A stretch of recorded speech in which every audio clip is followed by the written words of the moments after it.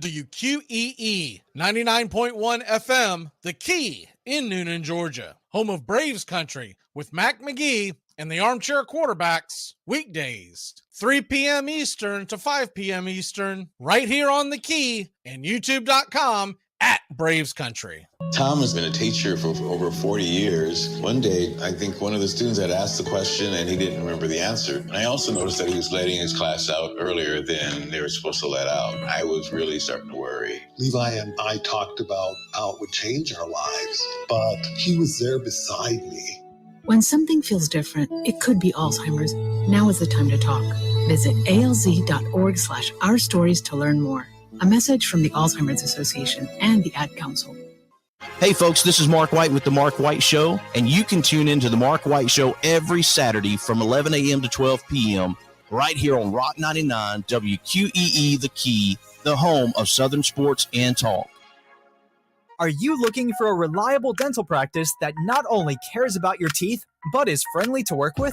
How about one that offers great deals and new patient promotions? Well, your search is over. Most Valuable Smiles in downtown Eatonton, Georgia is committed to giving you the biggest and brightest smile. Right now, get a $99 new patient special, including x-rays and exam. Maybe you're looking for veneers. Most Valuable Smiles Veneer Special includes 1 free veneer with every 5 purchased. Or get that bright white smile you've always wanted by taking advantage of an exclusive $100 off Zoom whitening treatment when you book today. And don't forget that 2022 is almost over. That means most insurance policies will reset by the new year, and to avoid losing that extra money, you need to use it or lose it. Book an appointment today with Most Valuable Smiles in downtown Eatonton to lock in these exclusive deals. Call 706-623-0318 or visit mostvaluablesmiles.com.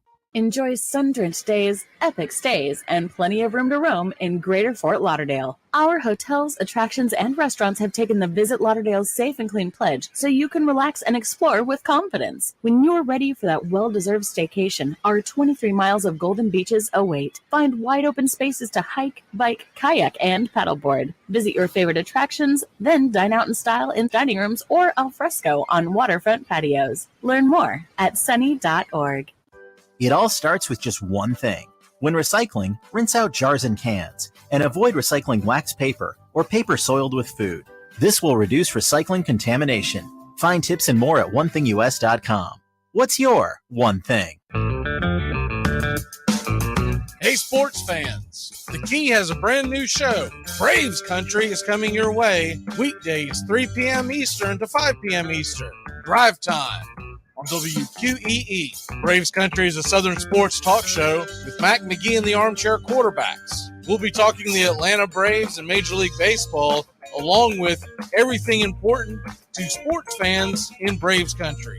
The SEC, ACC, Big Ten, and the National Football League, and the big sports news of the day. That's Braves Country with Mac McGee and the Armchair Quarterbacks. Weekdays, 3 p.m. to 5 p.m. right here on WQEE, The Key, 99.1 FM, and simulcasting on youtube.com/@BravesCountry.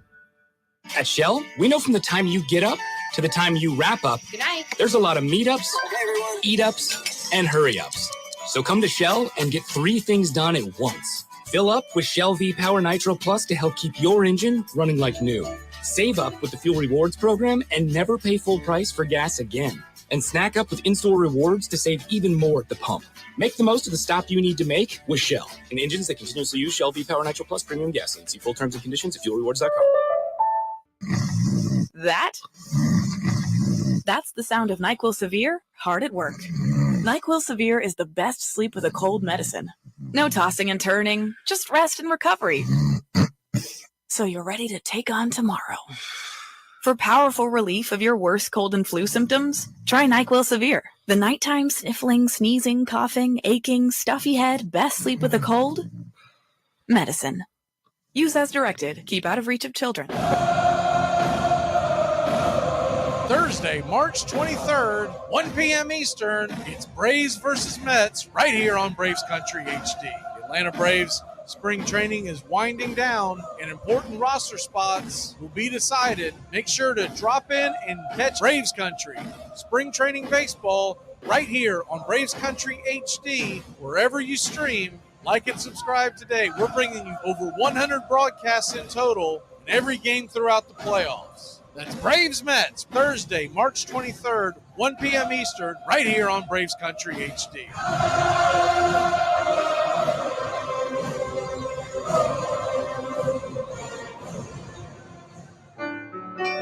Hey, Braves fans, I'm Mac McGee with Braves Country. We'll be right here on The Key all year long, giving you Braves Country baseball, pitch by pitch, inning by inning of your Atlanta Braves. Make sure to catch Braves Country right here on The Key. We go live 3 to 5. And we'll keep you up to date on the upcoming schedule for Braves Country. That's Braves Country HD and Braves Country Baseball right here on The Key.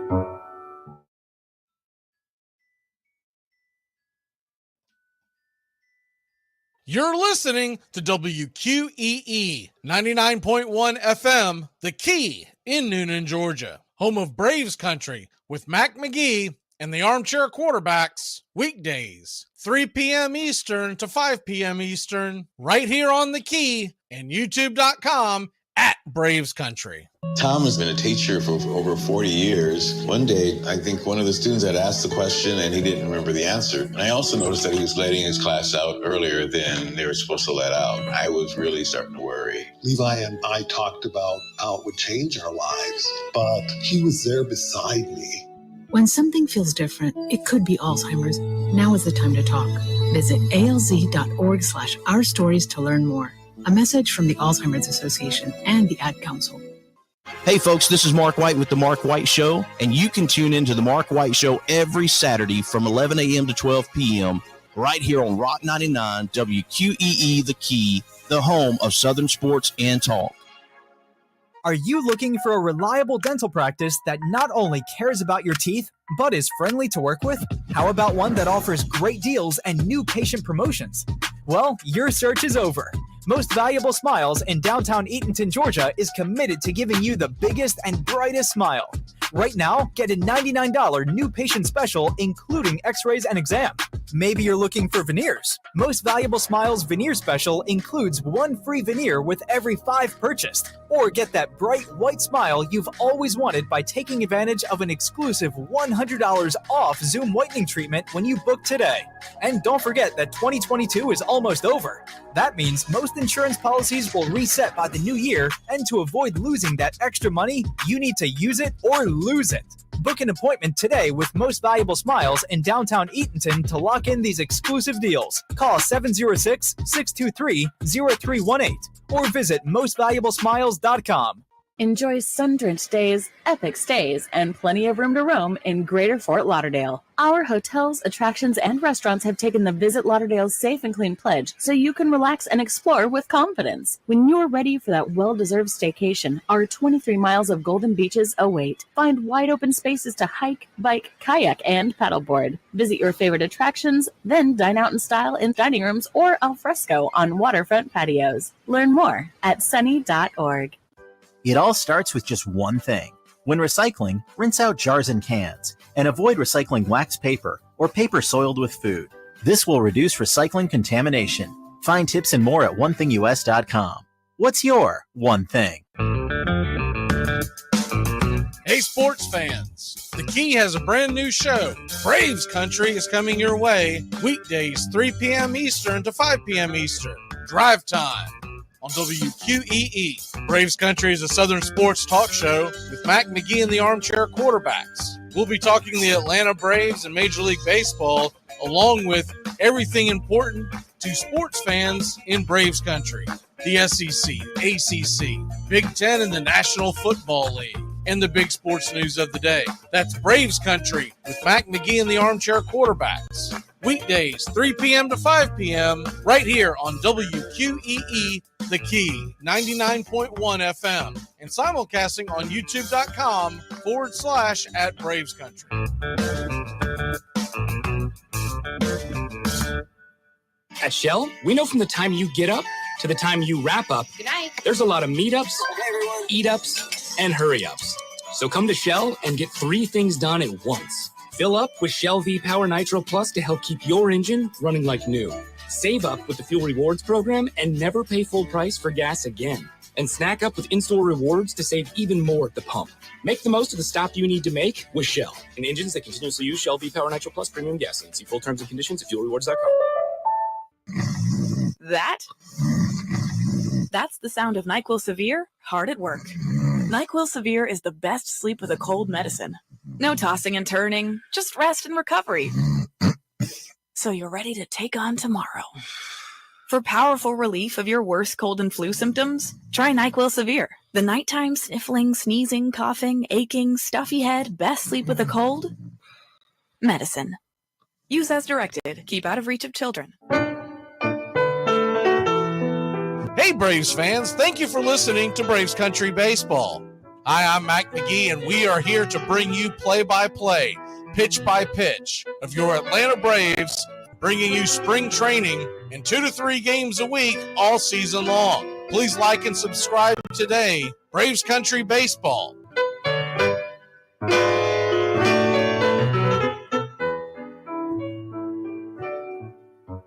Winter is the perfect time to start planning for your healthy, pest-free spring lawn with True Green, America's #1 lawn care company. True Green's science-based approach and local expertise will help give your lawn the year-round care it needs to be thick and weed-free. Go to truegreen.com. Just call 866-946-5956 or go to truegreen.com today and get a lawn to be proud of. Hey, sports fans, it's Rod Peterson here, host of The Rod Peterson Show, inviting you to join us daily for 2 hours of Atlanta's funnest sports talk right here on WQEE. I say fun because it is. You've never heard a show like it because we make the listeners a part of the show every day between noon and 2 p.m. Eastern. You'll hear plenty of the best sports talk, including the latest on the Falcons, the Braves, and more. And who knows, you might even hear you. That's the Rod Peterson Show, daily at noon, right here on WQEE 99.1 FM. It's the best in sports and entertainment, and get locked in and locked down with Rhino Radio Penitentiary, 7 a.m. to 10 a.m. with your host, me, Ryan O'Neill, each and every morning, right here with the best in sports and entertainment, all the way from professional sports to college sports to River Dragons hockey and everything in between, including some of the very best local and national guests. It's the Rhino Radio Penitentiary, 7 a.m. to 10 a.m. Monday through Fridays, right here on 99.1 FM WQEE.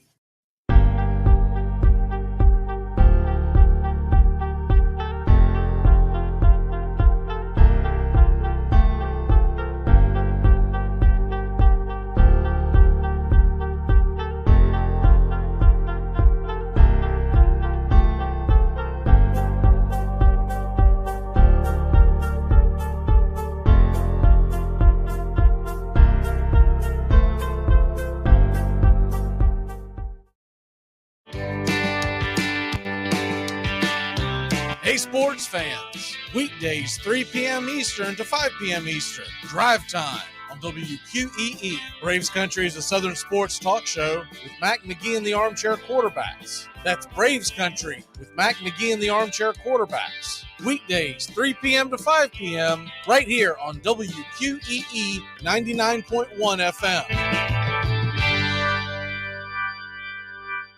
You're listening to WQEE 99.1 FM, The Key in Noonan, Georgia.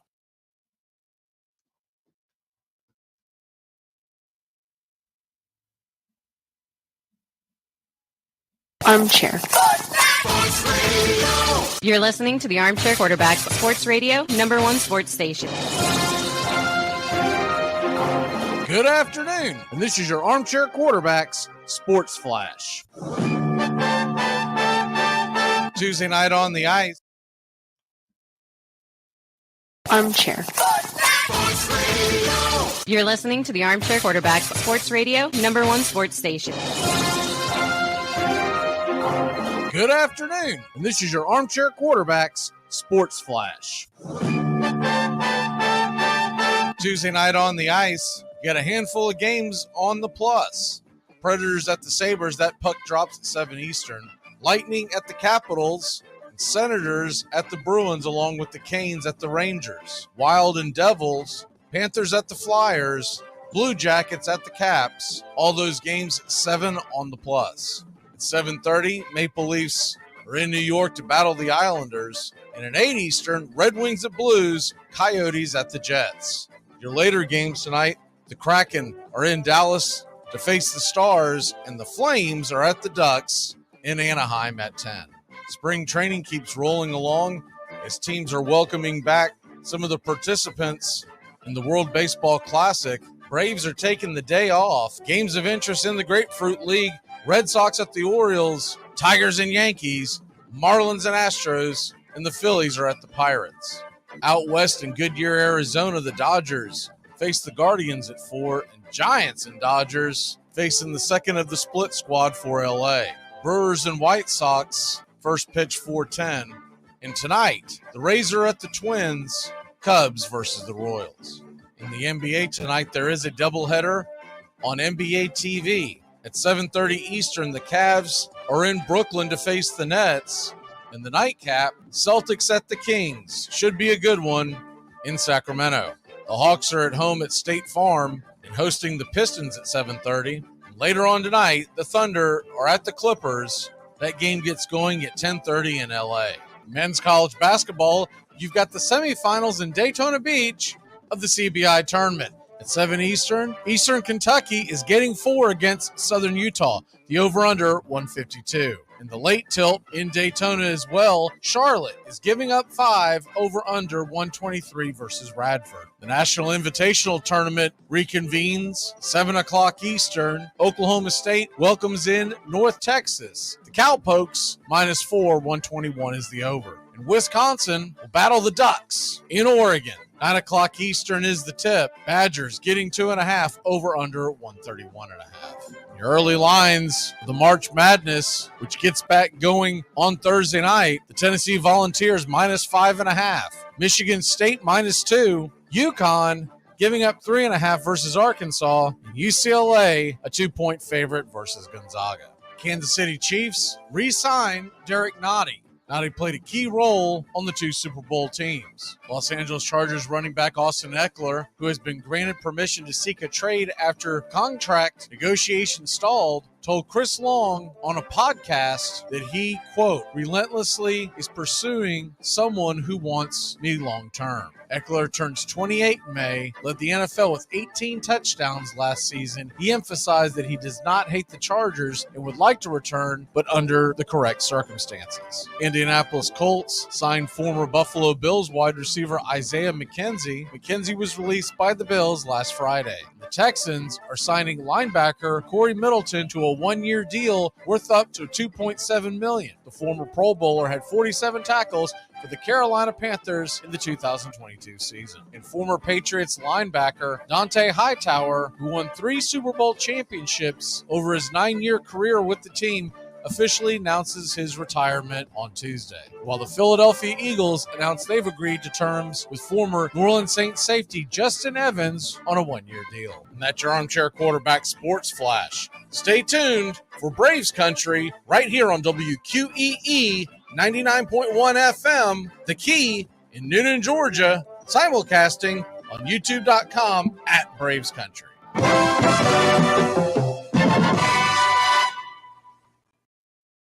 Armchair. There's something kind of about a kid that's never played baseball. We have been hoodwinked, bamboozled, and flat out deceived. Why did you get so drunk? You got drunk. I'm just really exhausted. What's in that cup? Almond Cokes. Do you have any idea how important this is? We're trying to save the pump. Really? This is what you're doing? This is what you're doing? Chief, what do you want to do tonight? The same thing we do every night. Try to take over the world. 106 miles to Chicago. We got a full tank of gas, half a pack of cigarettes. It's dark, and we're wearing sunglasses. Hit it. Armchair. YouTube Live. Radio station. The radio station you can call your own. Do you know what listeners like about our station? I like everything. It's always on my radio. We never stop the music, except for now, when I talk. Listening to Braves Country with Mac McGee and the Armchair Quarterbacks. We're here live weekdays, 3 p.m. Eastern to 5 p.m. Eastern, WQEE 99.1 FM, The Key, and simulcasting on youtube.com/@Braves Country. Your first choice for Southern sports. Good afternoon. I'm Mac McGee, and I don't know much, but I know one thing.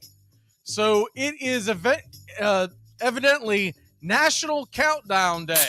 Great, because we're 4 hours from the WBC and 9 days from opening day. Community access. Let's go! He's the armchair quarterback. He's full of beer and he's full of snacks. The all-American man. Yeah, the armchair quarterback. Yeah, howdy, hi, and how the hell are you? I would hope you're doing fantastic. We've got a baseball championship game tonight.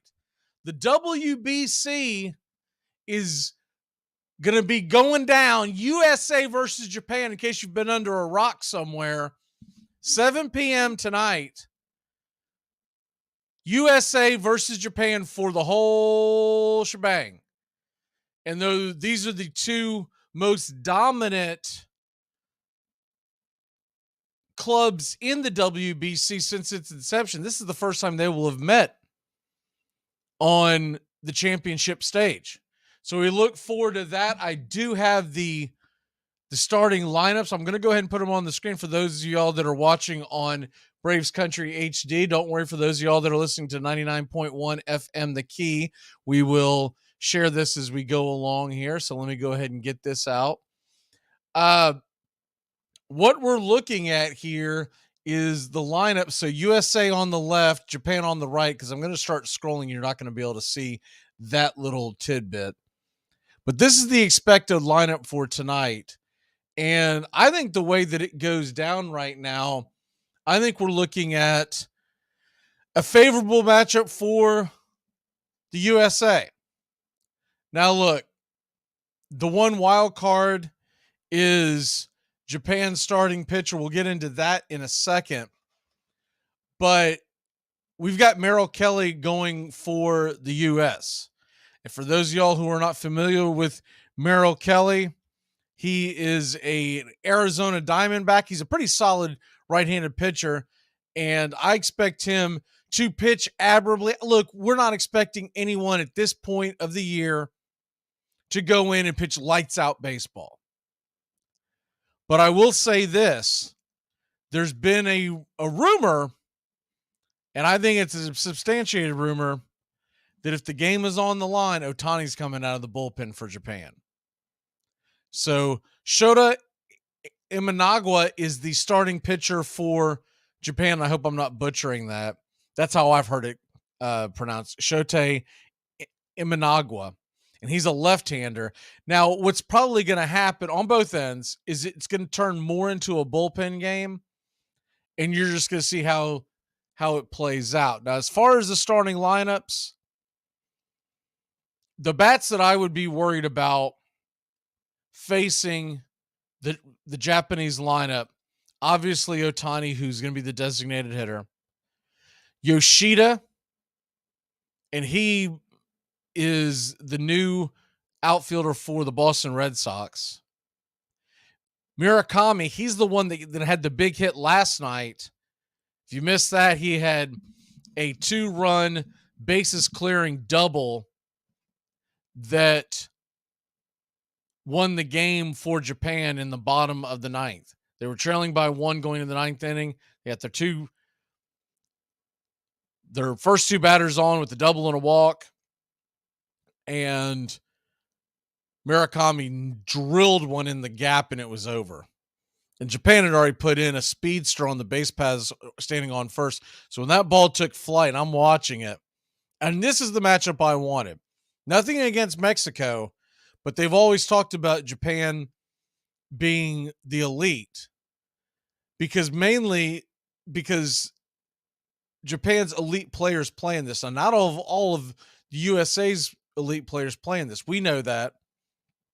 We know that the U.S. could bring a lot more firepower on the mound if this game ever gets to that. And I think it will one day. I think it's starting to reach World Cup type of fever. You're starting to see more people talk about it. I feel like I've seen more people talk about it this year. And granted, it's been 6 years ago, so it's kind of hard to remember back then. But I feel like there's more of a buzz right now than there's ever been. And we joke around on Fridays with Tones and with Bobby, and we talk about cool games. This is a cool game. This is the cool game of the week. Doesn't matter what your opinion is on the WBC. This game is bigger than any of the March Madness games we'll watch this week and this weekend. This is it. This is for the world stage. They play it one time in 3 years. We hope. It's been 6 years since the last time because of the pandemic. So a lot of things can take place where you don't get a chance to play a World Baseball tournament. But this is the World Cup of Baseball. I'm still a little surprised that they do the 3 years. I don't know why they wouldn't do the 4 with just like the World Cup. But heck, I mean, let's be honest, maybe it's greed. Let's be honest, it may just be good old-fashioned greed. They figured that 3 is long enough to get people in there. You don't want to do it every other year because it'll lose some of its some of its cachet, but maybe they figure if you do it every 4 years, I don't know. But anyways, the point is we won't see this again until 2026, and I'm ready. I'm fired up. My wife knows this is what we're watching tonight. And she can choose to watch something else, that's fine. But I watch a lot of sports where I don't hear any of it. I'll put the captions on. I'll read it as it goes along, and I'll watch something with my wife, side-by-side TVs, right? I told her beginning of the week that, or right after the U.S. clinched, I guess that was Sunday night, I told her, I said, look, I don't know what you have planned for Tuesday night, but don't include me because I want to listen to this game. I want to get into this game. Now, the only problem is you have to listen to Joe Davis, which, I mean, my God, if y'all have listened to this broadcast, it is a snore. And there's times where I honestly think that he has put John Smoltz to sleep, because I was noticing last time I was listening to the game, and Davis is just such a snore. I don't know what he's doing as the main guy for Fox when they have so many other better options. I've heard 3 other guys do games in this tournament alone that have more of a more of a personality. Davis is fine if you're looking for like a really dull game show host, but he just does not bring. It doesn't feel like a big game when Davis is involved, and I really wish they would get it fixed. But I don't know if there's some politics that we're not aware of that's preventing that, if they've already promised it to him and because of a contract they're stuck with him. But there's no way this gets great feedback, and whoever approved this ought to be canned at Fox. But anyways, the point of this, I'm going to be locked into this game, probably going to be screaming at the TV telling Davis to wake up, drink some caffeine or something. But I love Smoltz. I love listening to Smoltz. He just needs a better guy with him. I'm sure Davis is a nice guy. I'm not trying to trash him as an individual, but my word, he is dull. And on the biggest stage, he'd be fine on the FS1 1:00 game on Saturday afternoon when you got the White Sox and the Royals. All right, whatever, that's fine. But the Fox game, I mean, I was talking about this last year during the playoffs in the World Series. This isn't it. But I'm looking forward to the game and hearing the game, even though you'll have to endure some of that. What I'm looking forward to is the crowd. The crowd has been just unreal, and it's going to continue. You've got USA, you've got Japan. It's down there in Miami. The place is sold out, standing room only. That place is going to be bonkers. And no matter what the score is, if it's a close score, if it's a blowout on either side, the crowd is going to show up in a big way. So that's what I'm really looking forward to, is listening to the crowd. But you got Mookie Betts, you've got Mike Trout. Betts will lead off and he'll play right field. Trout hitting second and playing center. And then it looks like it'll be Goldschmidt batting third and Arenado batting cleanup. So you got that Cardinal 1-2 punch. Tucker batting fifth. Tim Anderson sixth. This is the part of the lineup that I don't really get. So Anderson is sixth in playing second base. Schwarber is seventh in the designated hitter. Real Muto eighth behind the plate, and then Trey Turner ninth. Trey Turner has been absolutely on fire.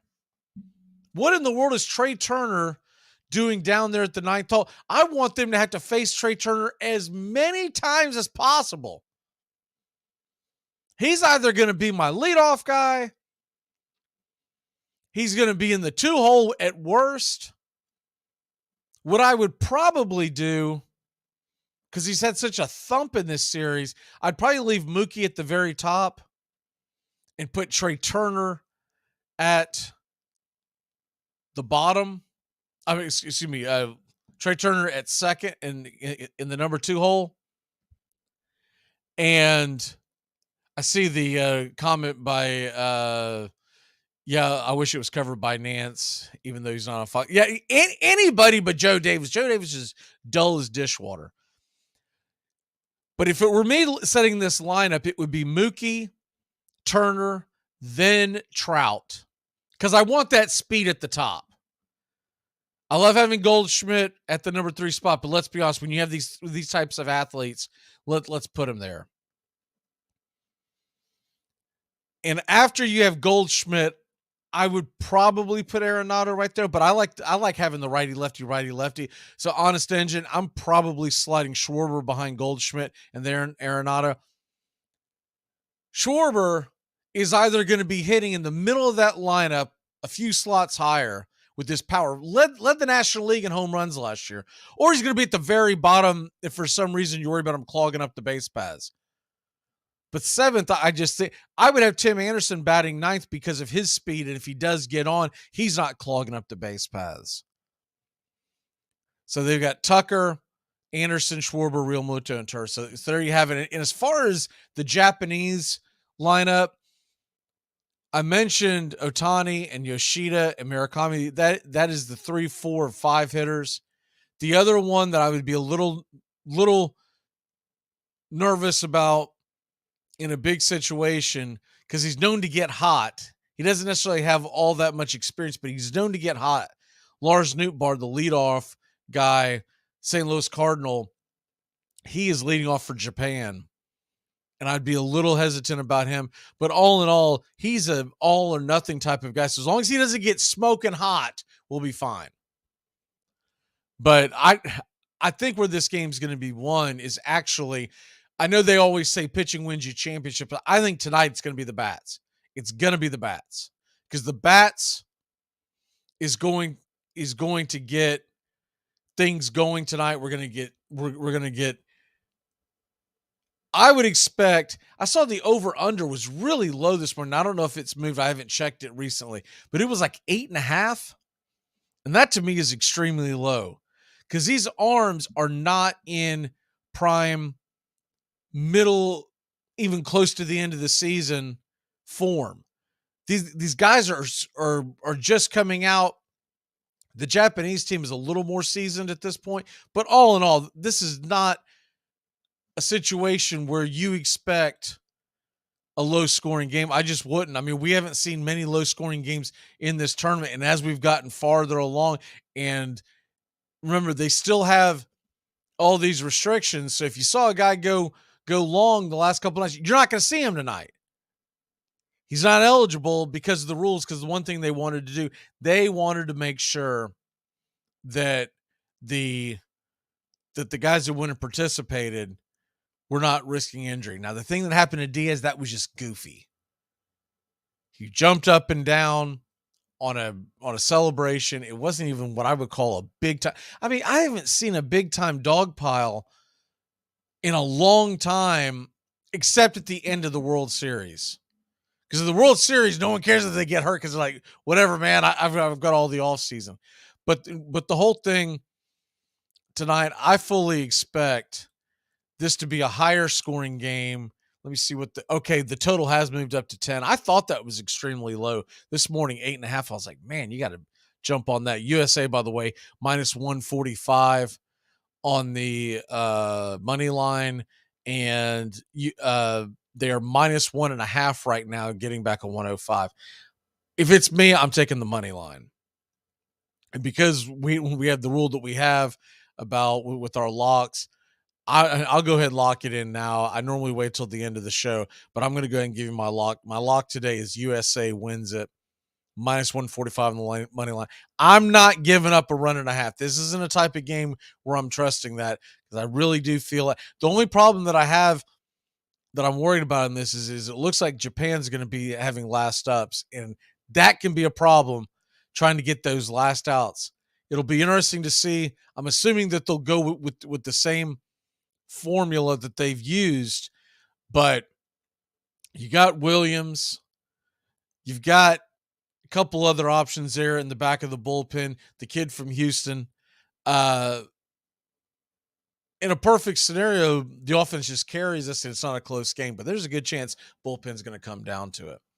All right, we're going to take a really quick break. When we come back, Braves country today, we're going to get you. There are a lot of things that happened yesterday in Braves country, and we got to get to them because people's heads are spinning after all the news. We'll be back in a flash here on Braves country and 99.1 FM, The Key, Braves Country HD, wherever you stream. Why do you keep your mouth shut? I'm not taking off my clothes today. I'm styling and profiling. You just be glad I'm here looking the way I look. Armchair. That's the sound of NyQuil Severe hard at work. NyQuil Severe is the best sleep with a cold medicine. No tossing and turning, just rest and recovery. So you're ready to take on tomorrow. For powerful relief of your worst cold and flu symptoms, try NyQuil Severe. The nighttime sniffling, sneezing, coughing, aching, stuffy head, best sleep with a cold medicine. Use as directed. Keep out of reach of children. Hey, Braves fans, the Armchair Quarterbacks YouTube channel are bringing you Braves Baseball all season long. Hi, I'm Mac McGee, and I'll be bringing you Braves Baseball play-by-play for the Braves fans out there, for all of Braves Country. So pull up an armchair and join us for Braves Country Baseball, first pitch to last pitch, Tuesday and Friday nights, right here on the Armchair Quarterbacks YouTube channel. Hey, sports fans, it's Rod Peterson here, host of The Rod Peterson Show, inviting you to join us daily for 2 hours of Atlanta's funnest sports talk right here on WQEE. I say fun because it is. You've never heard a show like it because we make the listeners a part of the show every day between noon and 2 p.m. Eastern. You'll hear plenty of the best sports talk, including the latest on the Falcons, the Braves, and more. And who knows, you might even hear you. That's the Rod Peterson Show, daily at noon, right here on WQEE 99.1 FM. Thursday, March 23rd, 1 p.m. Eastern, it's Braves versus Mets right here on Braves Country HD. The Atlanta Braves spring training is winding down and important roster spots will be decided. Make sure to drop in and catch Braves Country spring training baseball right here on Braves Country HD, wherever you stream. Like and subscribe today. We're bringing you over 100 broadcasts in total in every game throughout the playoffs. That's Braves Mets, Thursday, March 23rd, 1 p.m. Eastern, right here on Braves Country HD.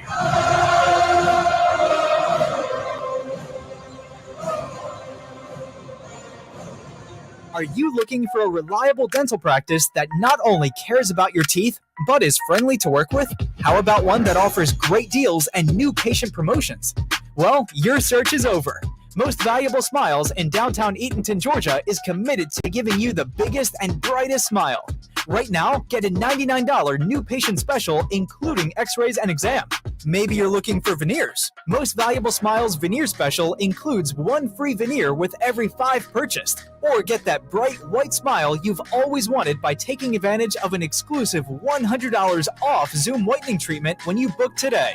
And don't forget that 2022 is almost over. That means most insurance policies will reset by the new year, and to avoid losing that extra money, you need to use it or lose it. Book an appointment today with Most Valuable Smiles in downtown Eatonton to lock in these exclusive deals. Call 706-623-0318 or visit mostvaluablesmiles.com. Dad, look, all I ever have is a bran muffin and a touch of yogurt. Girly food. Besides, I already fixed your breakfast. Now, I made you eggs in a nest. Ah, yes. Fried eggs, swimming in fat, served in a delightfully hollowed-out piece of white bread. I can almost hear my left ventricle slamming shut as I speak. You're in Braves country.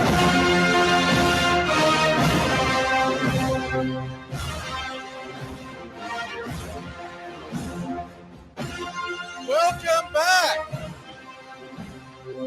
Braves Country. Every Tuesday and Friday, we'll be catching you up to the world of the Atlanta Braves, getting you set for most nights once we get the season rolling for our Tuesday night and Friday night broadcasts right here on Braves Country HD. And quite a few will be also carried right here on WQEE 99.1 FM. All right, well, let's go ahead and get into it, because a lot of moving and shaking happened yesterday. And a lot of people are freaking out, and some of it is roster manipulation. So we're going to have to wait to see there's a million rumors, I guess is what I'm getting at right now. So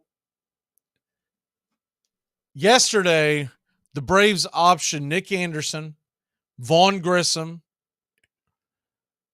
If you need a pen and paper, let me know, because a lot of stuff happened yesterday. Nick Anderson, Vaughn Grissom, Brandon Shoemaker. So the two people that we thought were fighting for the shortstop position are being sent down. Jordan Luplow, that wasn't a shocker. Eli White was a little bit of a shocker to me because I thought Eli White had been playing really well. But the great thing about White is that he has options, and I think they want to keep him fairly crisp. So that's one of the reasons why he was sent down. We have not seen the last of Eli White. Barring injury, that cat can fly, and they're going to need him at some point in the season. And if we're fortunate enough to see October baseball again, Eli White's going to be on those base paths. You can rest assured. They reassigned Danny Young, Ryan Castile, Hudson, and Yolmer Sanchez. That's because they sent some down to Gwinnett, et cetera, et cetera. So that's the big blows that happened yesterday. They also outrighted Jackson Stevens to AAA. And so at the end of this, when all the dust is settled, Atlanta has 32 on their current roster right now. Now they got to get down to 26 by opening day, obviously. And we're not going to have all the COVID junk that we had before, with all the different screwy rules where there's 27 this week and 26 next week. And sometimes you can carry 14. It's going to be 13 pitchers unless they change it right before the season starts, which who knows? They've done a lot of things that we haven't expected. But assuming they go by the letter of the law, which they drew up when the 26-man rotation, or 26-man roster, first came about, the Atlanta Braves are going to have 13 batters and 13 pitchers. And so what does that do for a common team? You have 5 starters and 8 relievers throughout the year. Now, what happens a lot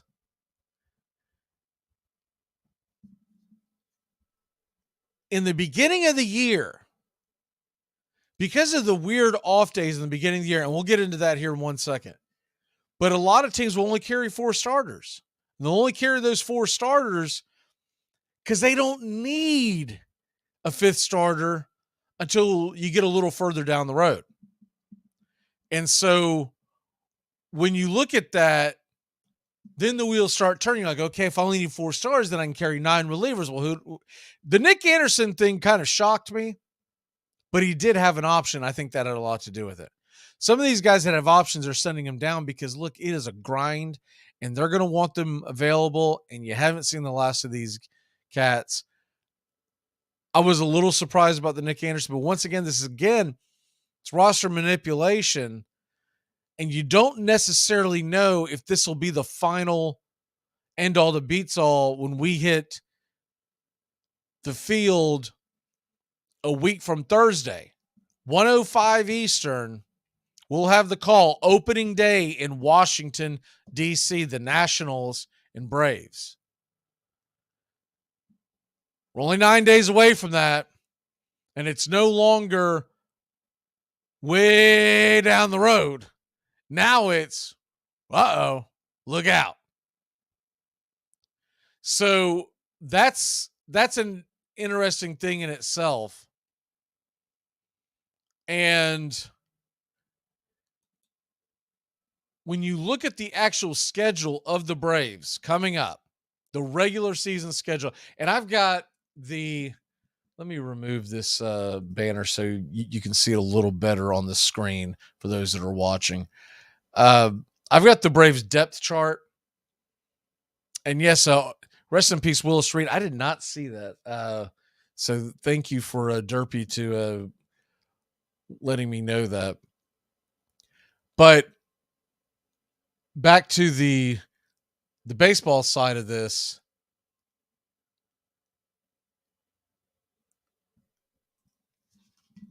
The depth chart right now,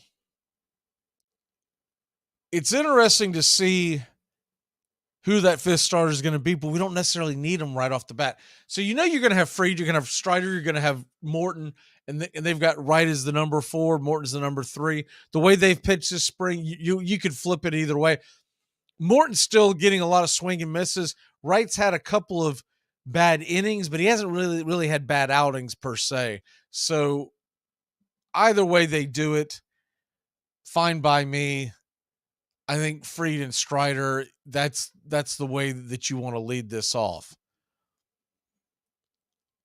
But when you look at the schedule, how it starts off in the very first day, Thursday, we're in Washington, Thursday, March 30th.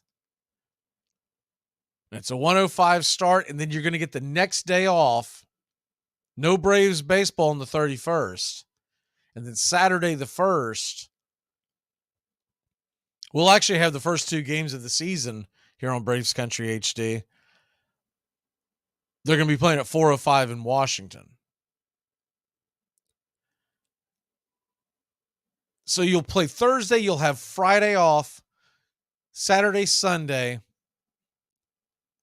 And so in theory, when you hit the mound with Strider and then Morton and then Wright on a Thursday start for Fried, if you're going to go with the typical 4 days off, Max Fried will be back on the mound Tuesday, April 4th in St. Louis. Now, there are some teams that are fortunate enough at the beginning of the season, they'll get yet another day off. Like they'll get Wednesday or Thursday off, but that's not the way that the Braves have it. So the Braves will need that 5th starter for the Sunday night game against San Diego, assuming that there's no rainouts, et cetera, which that is a big assumption. We all know that. By the way, the Phillies have somebody that they're walking off the field. Now, it's late in the Phillies game, the 9th inning. So I'm thinking this is someone who is not projected to make the team. But I was just reading the text over here. The Phillies and Pirates are playing. Who is it? It's Toffee. Okay. Borderline. But I didn't see the play, but they were mentioning that a possible dislocated shoulder. So I don't know if you had a collision or what, but we'll let you know about that as soon as we get updated. So at that point on the 9th, the Braves are going to need that 5th guy.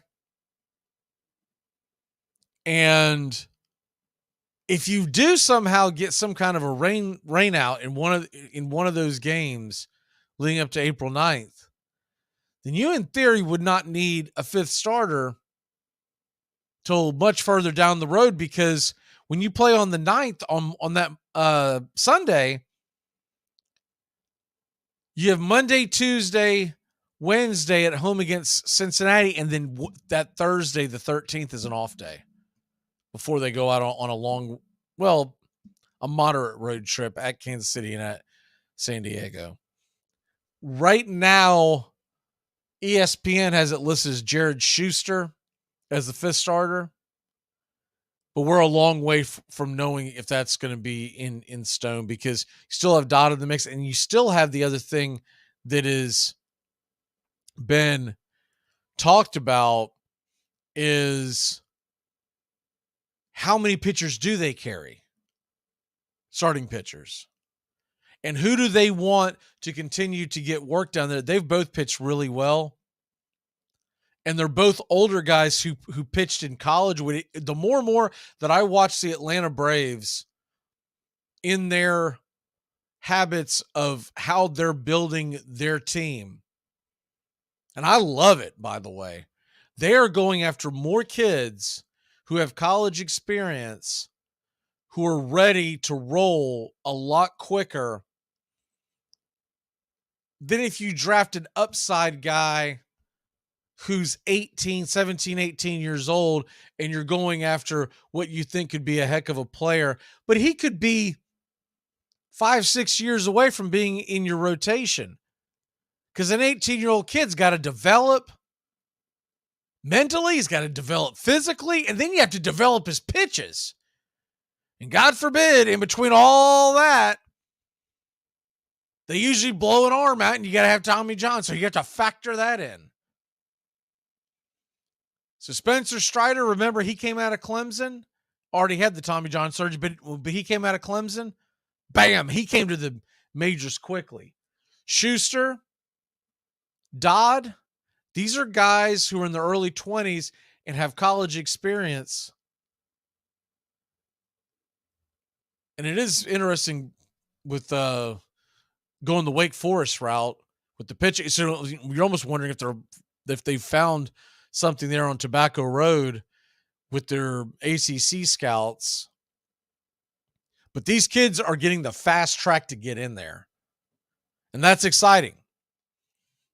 And let's be honest, Braves fans, we're probably going to need it. Because as this thing unfolds, until we get a better contract, better television contract, which could be coming really quickly, by the way. Now that Bally's, which we'll get into that in a second, but now that Bally's is pretty much out of the way, the Braves will have an opportunity, because remember, they were stuck in that long, terrible contract that AOL signed with Fox South years and years ago, and it was shuffled over to Bally's, which is what, Diamond Entertainment or Diamond Sports or whatever it's called. But now there could be an out there. They're having to wait a few more years, but there could be an out quicker, and that'll make a huge difference, because Braves Country Baseball, their television market is enormous. There could be a lot more money coming into the franchise to be able to keep guys like Max Fried. And maybe that's one of the reasons why Anthopoulos has been sitting on his hands. Maybe he's sitting here waiting, going, hey, we don't know if we're going to get some more money, so let's not do anything drastic right now. We'll kick the can down the road and maybe something will pop. But if not, we're going to need guys like Schuster and Dodd. And for that matter, we're going to need to redevelop or reconnect players like Nick Anderson. I'm sorry, not Nick Anderson. Ian Anderson, who has fallen off. Bryce Elder. Get him back to where he was last fall. So this is a critical time in Braves history, because if they get an opportunity to get out of that and get a brand new deal, you make up the entertainment company in your head, but they get a brand new deal from whoever, that could be enormous for Braves fans. But right now, going into the season, looking at this team, I still think we've got the best team in the National League East. And one of the biggest questions is going to be who's going to play shortstop. Right now, it's penciled in as Arcia, and Adrian's is the backup. You can't make me believe. And look, I'm on record last week saying I'd love to see Adrianza make the team. But you can't make me believe that Adrianza is a better fit at shortstop on a day-to-day basis than Shoemake or even Vaughn Grissom, though I do think Vaughn Grissom needs some big-time seasoning down on the farm defensively. Shoemake is a solid hitter, and he can bring, but if they're looking at it from a standpoint of, let's see what we can get out of Arcia, continue to get Shoemake starts, we'll give Arcia a day off here and there, and you want to put Adrianza in there, and he gives you some flexibility to slide him in to go play second base when you want to give Ozzy a day off. I can see that. I just don't think long-term this season this is where it's going to land. But to start the season off, we may very well see that. And Arcia is a solid shortstop. I guess a lot of Braves fans, including myself, have in our head building for the future, because the thing is, Arcia's at the end of his deal. But hey, if you want to send them, the thing is, you can't send them both down to AAA, because then they're stumbling over each other. So someone's got to go to Gwinnett and one to like Rome or wherever you want to send them. But you've got to get it on where both are getting everyday starts. That's not going to do anybody any good. So that's where we're at right now. We've got some other stuff in Braves country that we'll get to on Friday, but we are just 9 days away from opening day. And like I said, we've got the game on Thursday, and it's against the Mets. I was trying to find one that we could do spring training. we've done nothing but Red Sox games, so I thought that would be a good one. Thursday with the Mets, it'll be right here on the Key starting at 2. If you want to hear the whole game, Braves Country HD, 105 first pitch. But these are key games, the next several, up until about Saturday or Sunday, to decide the final roster spots. We played till Tuesday, but I'm telling you right now from experience, I made the mistake the first year of doing a Monday or a Tuesday game, and it was snoozeville. Like, you didn't know a soul. They were all at the hotel packing, getting ready to head back north, getting out of Northport. So pretty much Saturday, Sunday is it. And then when you hit Monday, Tuesday, you're going to see some faces you'll notice, but usually it's a whole lot of scrubs out there. It's kids that are they're not even a lot of them that played on the game that we did. I want to say it was a Monday, but it might as well have been. It may have been Tuesday, but the one that we did right before the season started last time. There were kids out there that I knew we were not going to see, not for months, but for years.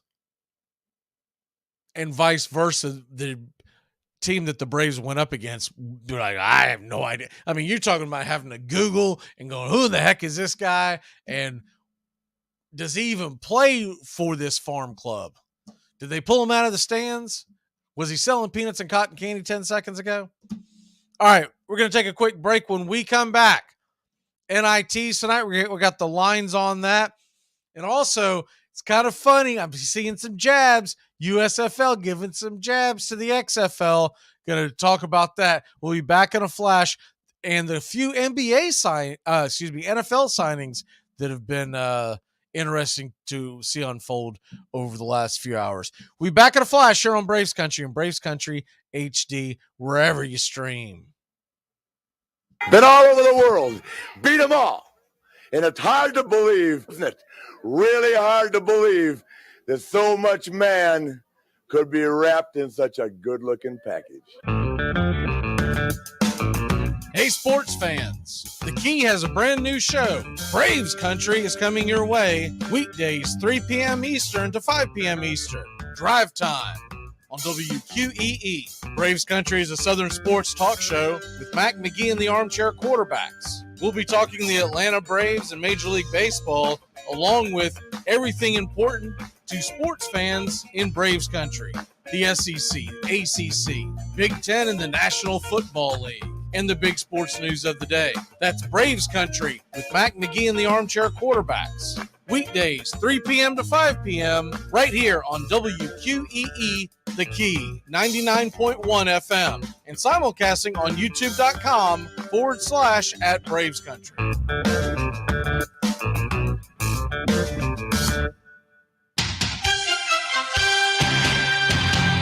Hey, y'all, I'm Mac McGee, and you don't want to miss as we covered the entire NFL on Armchair Quarterback Radio. 12-0 Chicago Bears. If they could go all the way, they would be 19-0. The last undefeated team in pro football history, these Miami Dolphins. 72-14-0 regular season. After the Super Bowl, they were 17-0 for a third down and 6. Cooper, Moore, and Clayton. Out of the way. Into the arms of Clayton. Oh, and are things going right for the Dolphins tonight? 42-yard touchdown, batted into the air at the line of scrimmage. This is vintage Monday Night Football. Final seconds ticking off. Bears will not go undefeated. What a victory for the Dolphins. And Dan Marino reigns supreme once again. Welcome back to Braves Country. Mac McGee and the Armchair Quarterbacks, weekdays, 3 to 5 p.m., drive time on WQEE. If I could change anything about basketball, it'd be to get rid of the X Games.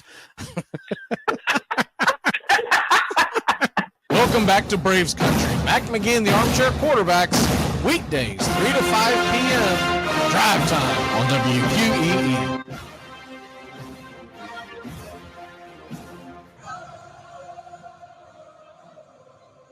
Welcome back, Braves Country. And I don't know if you've seen this story or not, but they have announced the broadcast team, the television broadcast crew for Atlanta Braves, and for this season. Seeing, I know I share here it is. Okay, so I'll go ahead and pull it up here and put it on the screen in a moment. But now, if people aren't familiar with some of these folks,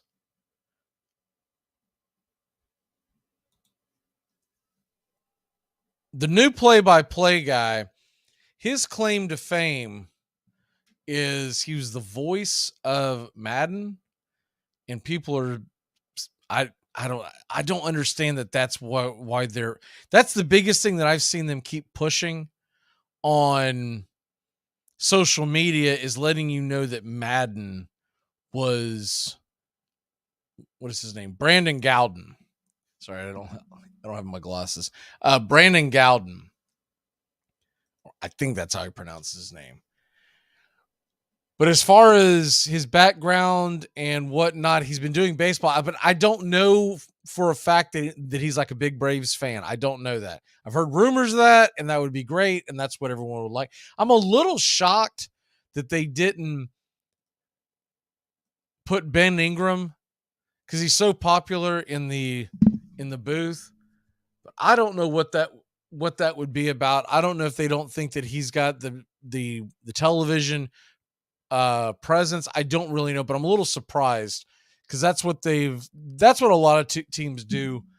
So I'm not 100% sure why that is, but that's where we are with that. Now, the other ones, and I'm going to go ahead and share it to the screen on Braves Country HD, because I know some folks do want to see who these people are. Now, some of them we're getting back. Some of them I'm a little surprised we're not getting back.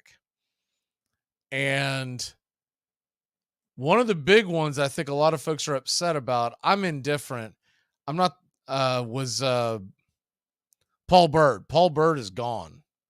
I don't know where he went. I haven't kept up with it, but Paul Bird is gone. So if you're watching on Braves Country HD, you see all the usual faces there.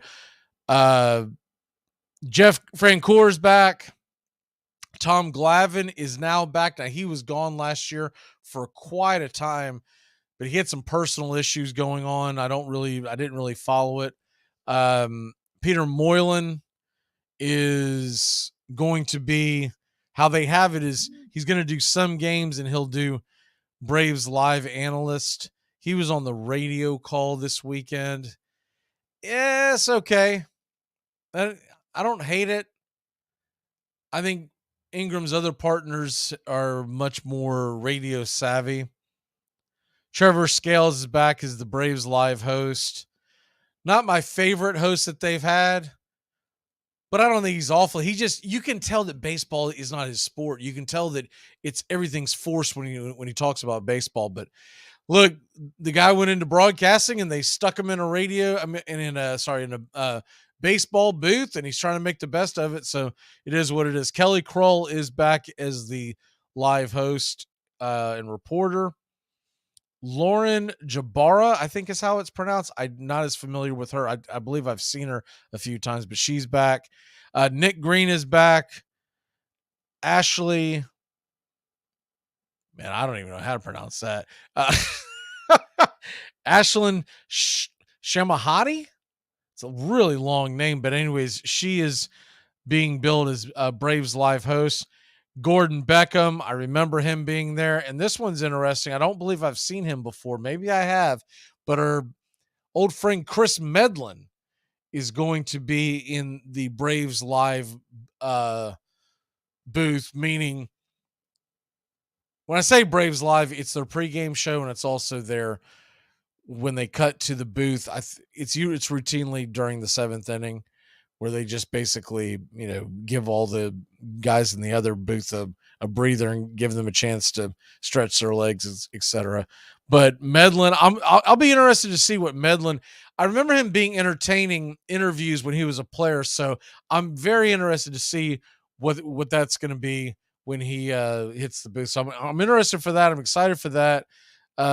Kelly Kroll does a fine job. I know she's not everybody's favorite because we've had a couple in the booth over the years that have been really excellent, and they just kind of connected with the Braves crowd. But she hasn't been there that long, and it might be one of these situations where you kind of have to, she has to grow on you, right? I'm glad to see Glavin back. I think Glavin does a great job, very insightful. And honestly, I know he's more popular because TBS grabbed him and whatnot. I like Glavin over Frenchie. Nothing against Frenchie. First of all, Frenchie's never there enough. Like, he's always gone. But the other thing is, I love the fact that Glavin does not pull punches. And so to me, it's a much better booth when they have the three of them in there, but I do not know what to expect from Brandon Gowden. And it's the only thing that concerns me is they're constantly, every time they bring him up, they say, and he's the voice of Madden, the video game. I'm like, well, that doesn't tell me that he can do a play-by-play baseball game. That just tells me that he's the voice of a video game. And it's not even a baseball video game. He's the voice of a football video game. So what are we talking about here? But that's your new crew for the 2023 team. I think the most surprising one to me was Paul Bird, because he was popular. Now, I haven't seen if he's moved on elsewhere. I probably should have looked that up. But he was pretty popular. He wasn't my favorite per se, but he was pretty popular. And when someone's that popular, I just kind of roll with the punches.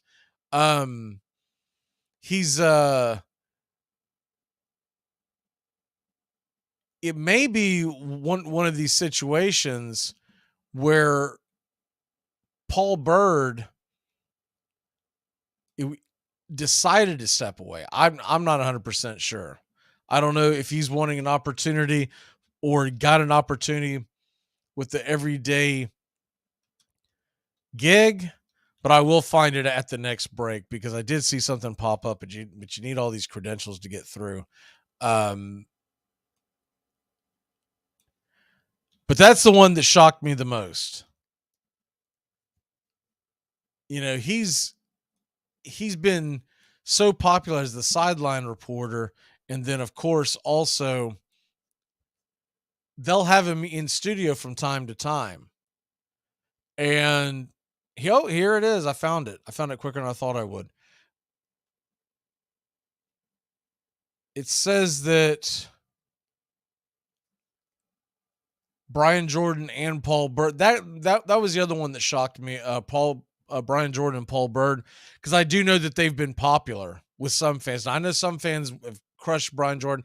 I like Jordan. I like Jordan a lot as a studio host, not so much with the play-by-play or color commentating, but as a studio host, I liked him a lot. And I think that's where Bird's strength was. But maybe they want to be more involved, and there could be opportunities down the road. So just because you don't see him on the Braves Bally broadcast, you might see him elsewhere. And if we do see that information, we will get it to you. Real quick on some of the news, the Texans signed Dalton Schultz yesterday for folks that might have missed that. And Singletary, they also signed Devin Singletary. So the Texans have been busy. And speaking of football and speaking of the World Baseball Classic, which you talked about earlier, I keep seeing these commercials because Fox is running all of it, of the USFL, and I find these commercials funny because they are taking jabs at the XFL. And what it keeps saying, if you haven't seen it, is that they keep saying real football returns April, whatever it is, it's 15th, somewhere in that neighborhood. And I got to laugh. The first few times I didn't even pay attention. Then I got to laughing, and I know what they're referring to because they're talking about the few goofy rules that the XFL has. And I really haven't heard a lot of people talk about whether they like it or they don't like it. I'm not a big fan of the 2-point, the 3-point. I don't want to say that they even have other versions of the conversions for XFL. I haven't watched it. I tried it that first weekend. It's awful. I just gave up. I was like, I'm good. I'll see you in the fall. I'll probably give the USFL that same puncher's chance, but I just don't see how I'm going to have time to watch any USFL football or care about any of that crap, that just below average football, when we're going to be in the middle of Major League Baseball pulling for the Atlanta Braves. You're going to have the NHL playoffs around the corner. You're going to have the NBA playoffs. You're going to have the Masters. You're going to have the USO. Like, all of this stuff is going to be going on. And I'm supposed to squeeze in secondary football, either league. I'm more likely to watch USFL just because I grew up on that brand as a kid. That is, but it's not the same league. So realistically, it's a little bit of nostalgia. But it's not like even any of the teams that I pulled for when I was a kid are even in this league this year. So that draw is not going to grab me necessarily. I guess in the back of my head, I'm hoping it stays around long enough for some of the other teams that were in the USFL to reemerge.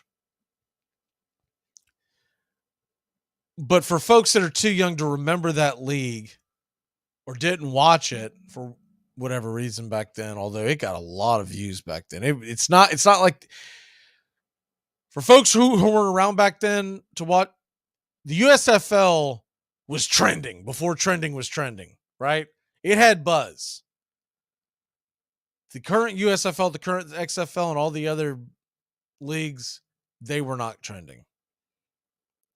The WFL, or there was another one, the WLAF in the 70s. Those were mocked, but the USFL was taken seriously because they had big-time players. In fact, the WLAF, the World League of American Football, something like that. Anyways, they used to refer to it as the We Laugh because it was just such bad football. But I don't see how I'm ever going to have any time to watch any of this junk. When I have an opportunity to watch a ball game, give me Major League Baseball. And if I'm going to care about a secondary sport in the summer, it's going to be give me the Stanley Cup, give me the NBA championship. I don't care. I don't have enough time to go, oh yeah, let me, 2 a.m. to 4 a.m. on a squeeze in a Houston Gamblers football game. Hey, get out of here. All right, we're going to be back in a flash. We come back. Joey joins us, and we are going to be talking everything under the sun, including March Madness. Keep it locked in here on The Key. You're listening to WQEE 99.1 FM, The Key in Noonan, Georgia. Armchair. You're listening to the Armchair Quarterback Sports Radio, #1 sports station. Good afternoon. And this is your Armchair Quarterbacks Sports Flash. Tuesday night on the ice, got a handful of games on the plus. Predators at the Sabres, that puck drops at 7 Eastern. Lightning at the Capitals, and Senators at the Bruins, along with the Canes at the Rangers. Wild and Devils, Panthers at the Flyers, Blue Jackets at the Caps. All those games 7 on the plus. At 7:30, Maple Leafs are in New York to battle the Islanders. And at 8 Eastern, Red Wings at Blues, Coyotes at the Jets. Your later games tonight, the Kraken are in Dallas to face the Stars, and the Flames are at the Ducks in Anaheim at 10. Spring training keeps rolling along as teams are welcoming back some of the participants in the World Baseball Classic. Braves are taking the day off. Games of interest in the Grapefruit League, Red Sox at the Orioles, Tigers and Yankees, Marlins and Astros, and the Phillies are at the Pirates. Out west in Goodyear, Arizona, the Dodgers face the Guardians at 4, and Giants and Dodgers facing the second of the split squad for LA. Brewers and White Sox, first pitch 4:10. And tonight, the Rays are at the Twins, Cubs versus the Royals. In the NBA tonight, there is a doubleheader on NBA TV. At 7:30 Eastern, the Cavs are in Brooklyn to face the Nets. And the nightcap, Celtics at the Kings. Should be a good one in Sacramento. The Hawks are at home at State Farm and hosting the Pistons at 7:30. Later on tonight, the Thunder are at the Clippers. That game gets going at 10:30 in LA. Men's college basketball, you've got the semifinals in Daytona Beach of the CBI tournament. At 7 Eastern, Eastern Kentucky is getting 4 against Southern Utah. The over-under 152. In the late tilt in Daytona as well, Charlotte is giving up 5 over-under 123 versus Radford. The National Invitational Tournament reconvenes 7 o'clock Eastern. Oklahoma State welcomes in North Texas. The Cowpokes -4, 121 is the over. And Wisconsin will battle the Ducks in Oregon. 9 o'clock Eastern is the tip. Badgers getting 2.5 over-under 131.5. Your early lines of the March Madness, which gets back going on Thursday night. The Tennessee Volunteers -5.5. Michigan State -2. UConn giving up 3.5 versus Arkansas. And UCLA a 2-point favorite versus Gonzaga. Kansas City Chiefs re-sign Derek Nottie. Nottie played a key role on the 2 Super Bowl teams. Los Angeles Chargers running back Austin Eckler, who has been granted permission to seek a trade after contract negotiations stalled, told Chris Long on a podcast that he, quote, relentlessly is pursuing someone who wants me long term. Eckler turns 28 in May, led the NFL with 18 touchdowns last season. He emphasized that he does not hate the Chargers and would like to return, but under the correct circumstances. Indianapolis Colts signed former Buffalo Bills wide receiver Isaiah McKenzie. McKenzie was released by the Bills last Friday. The Texans are signing linebacker Corey Middleton to a 1-year deal worth up to $2.7 million. The former Pro Bowler had 47 tackles for the Carolina Panthers in the 2022 season. And former Patriots linebacker Dante Hightower, who won 3 Super Bowl championships over his 9-year career with the team, officially announces his retirement on Tuesday, while the Philadelphia Eagles announced they've agreed to terms with former New Orleans Saints safety Justin Evans on a 1-year deal. And that's your Armchair Quarterback Sports Flash. Stay tuned for Braves Country right here on WQEE 99.1 FM, The Key in Noonan, Georgia, simulcasting on youtube.com @Braves Country. Hockey season, and that means new merch over at ourdragonsmerch.com. Get the latest designs and some of our fun new souvenirs ahead of what's sure to be a great hockey season. Celebrate another season of River Dragons hockey by getting a new look to wear on game days, or surprise the big-time sports fan in your life with a new keepsake that will make them a River Dragons fan for life. Order online right now at ourdragonsmerch.com. That's the letter R, dragonsmerch.com. We'll see you at the rink. Thursday, March 23rd, 1 p.m. Eastern, it's Braves versus Mets right here on Braves Country HD. The Atlanta Braves spring training is winding down and important roster spots will be decided. Make sure to drop in and catch Braves Country spring training baseball right here on Braves Country HD, wherever you stream. Like and subscribe today. We're bringing you over 100 broadcasts in total in every game throughout the playoffs. That's Braves Mets, Thursday, March 23rd, 1 p.m. Eastern, right here on Braves Country HD.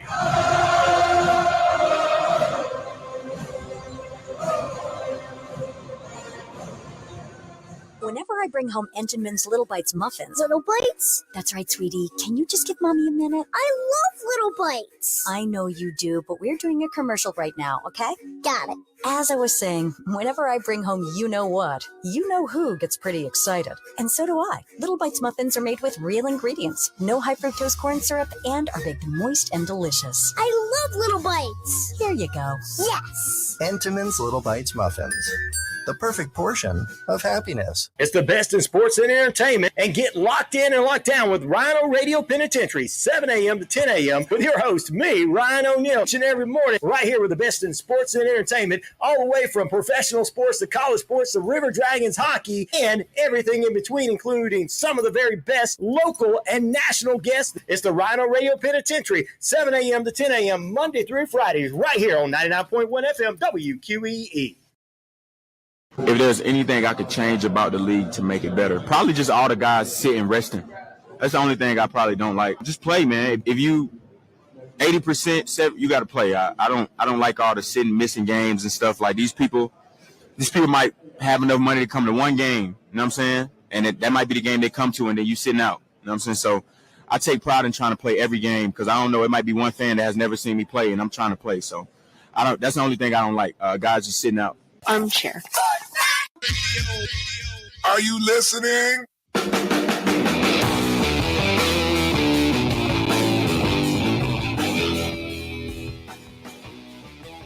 Welcome back.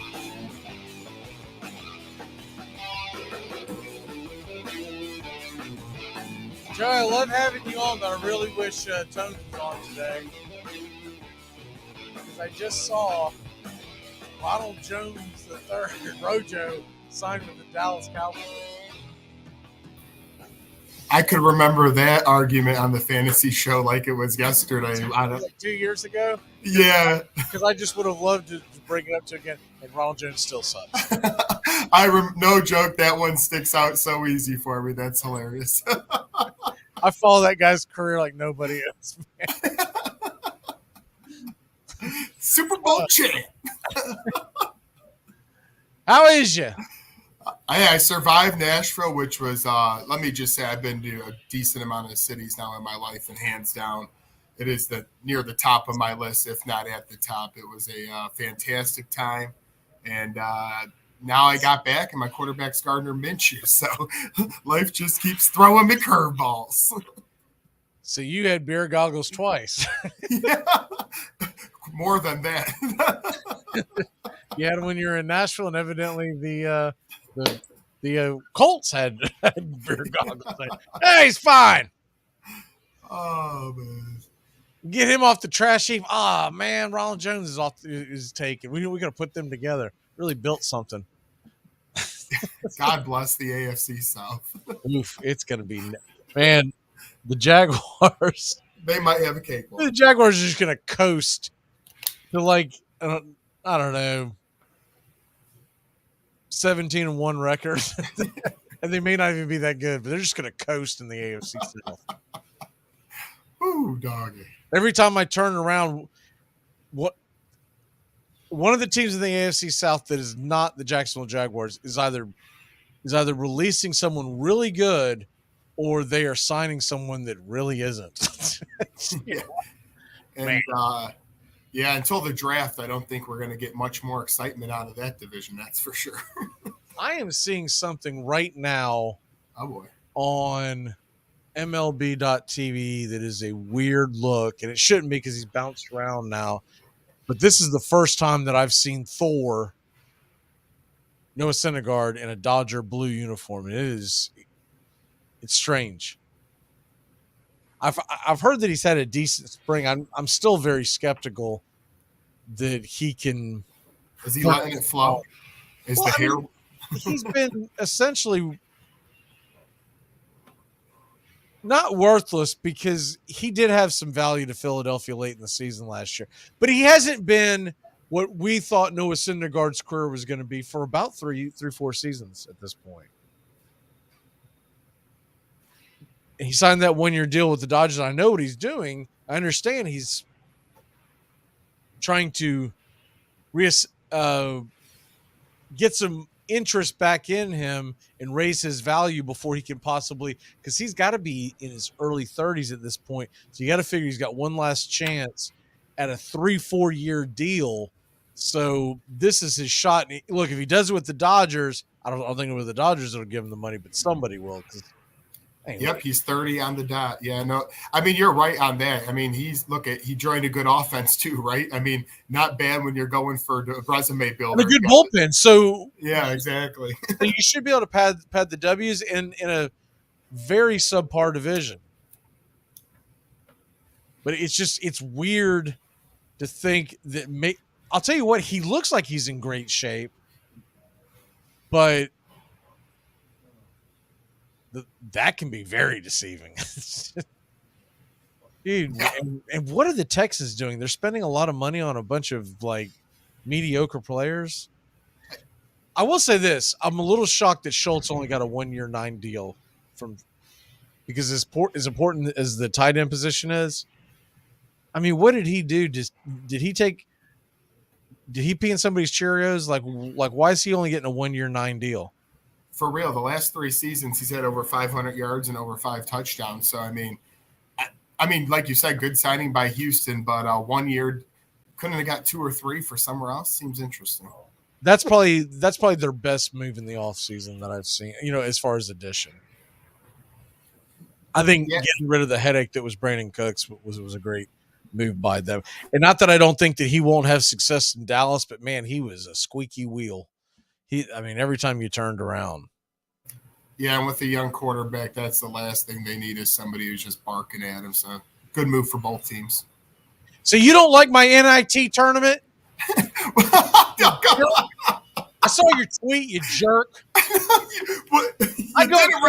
So for folks don't know what I'm talking about, I'm tweeting back and forth with Tones, who's here on Mondays and Fridays, about the fact that we hit our locks. And I said, and the NIT starts tonight, which is what I was referring to, was the fact that one of my locks, or my lock, may come from the NIT. And this jerk comes with this. I did find it ironic that you picked an NBA emoji to be yawning. I did that on purpose. If you want to fall asleep, watch some NBA in the middle of this month.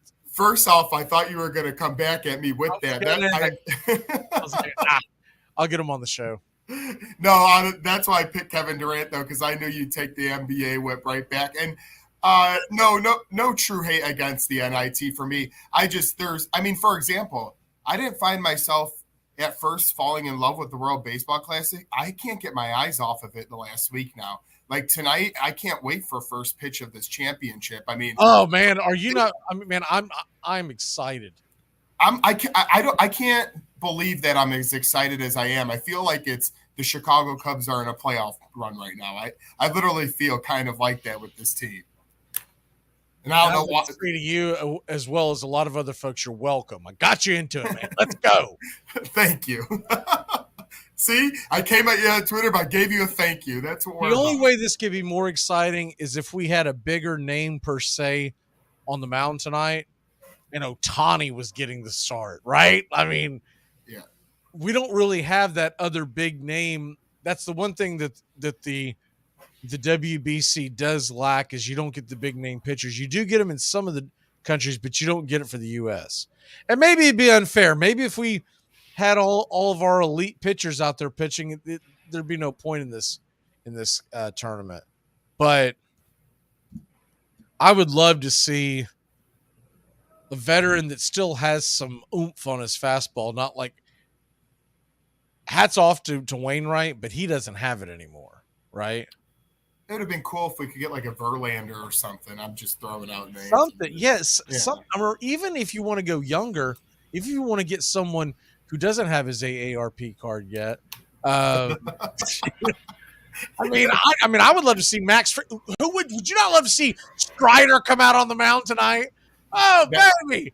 Strider versus Japan and Ohtani on the other side. Let's go. Do they really? Is it just purely injury that they don't want even the younger guys throwing at all? It's just pure injury, right? Because we can have much better arms, like you're saying. Not that we don't have good ones on Team United States, but our batting lineup's a heck of a lot better than our starting rotation, I believe. Well, I think one of the problems is, and look, I keep hearing these knuckleheads. Heck, I hear it on our show as well. So I can't, because Sarge brought it up yesterday. But I was watching the New York show this morning, and they were talking about they should do this in November. You can't do it in November because everybody is spent. You know how all these guys, when you get to the end of the year, they're on fumes. Mm-hmm. I'm talking about pitchers. Yeah. So you can't do it in November. The only time you can do it is right before the season as it's ramping up. The problem you're always going to have is a team. Look, for instance, Kershaw's never going to make it to this because he's got back problems, and the Dodgers are never going to go, yeah, sure. If you ever see Clayton Kershaw on the WBC, it's going to be very Wainwright-like, where he's like, oh, is he still playing? It's going to be one of those types of things. So that's what's terrible, and you can't do it in the middle of the season like the way they do other sports, because, like the first thing I think of is when the hockey Olympics will make the NHL take a break, right? You can't do that because, once again, folks are going to be worried about their arms. So the only time you can do it is now. And the only way you're ever going to get any of these big name players, pitchers, to go out there on a regular basis for the United States, because they're doing it for other countries, man, I just think there's going to be money involved. Yeah, and one more reason to your good point on not having it after either, because I heard that listening the last couple of days as well, is if you have these teams that finish and they don't make the playoffs, you're going to have players sitting around for a month, then try to come back. To me, you might get more injuries that way. So I don't like that either. Like, yeah, what are you going to do? Have them throwing bullpen sessions for 4 weeks? 4 weeks, yeah. The only other way you could do it, but even still, you can't do it at the end of the season. Never mind. I was about to say, if you didn't have that situation, you could just let guys who don't make the playoffs in it, right? Yeah. But you still would have that situation of the fact that I'm trying to think of a good example from last season, but a team that narrowly missed the playoffs that believes that they are going to be good this year, they're not going to let their diamond in the rough pitcher, whoever it is, go out and go play in the WBC because it's more dangerous to pitch then than it is in March. So it just is what it is. I think and I do believe it's going to be a high scoring game tonight. The line was 8.5 when I woke up this morning. It's already at 10. I think it's going to creep up. We're still 3 hours away from first pitch? Yeah, I can't be betting the under, and I would go over as well. Yeah, I grabbed it at 8.5 this morning, but the last time I checked it was 10, and I fully expected to be 10.5, maybe even 11.5 by first pitch tonight.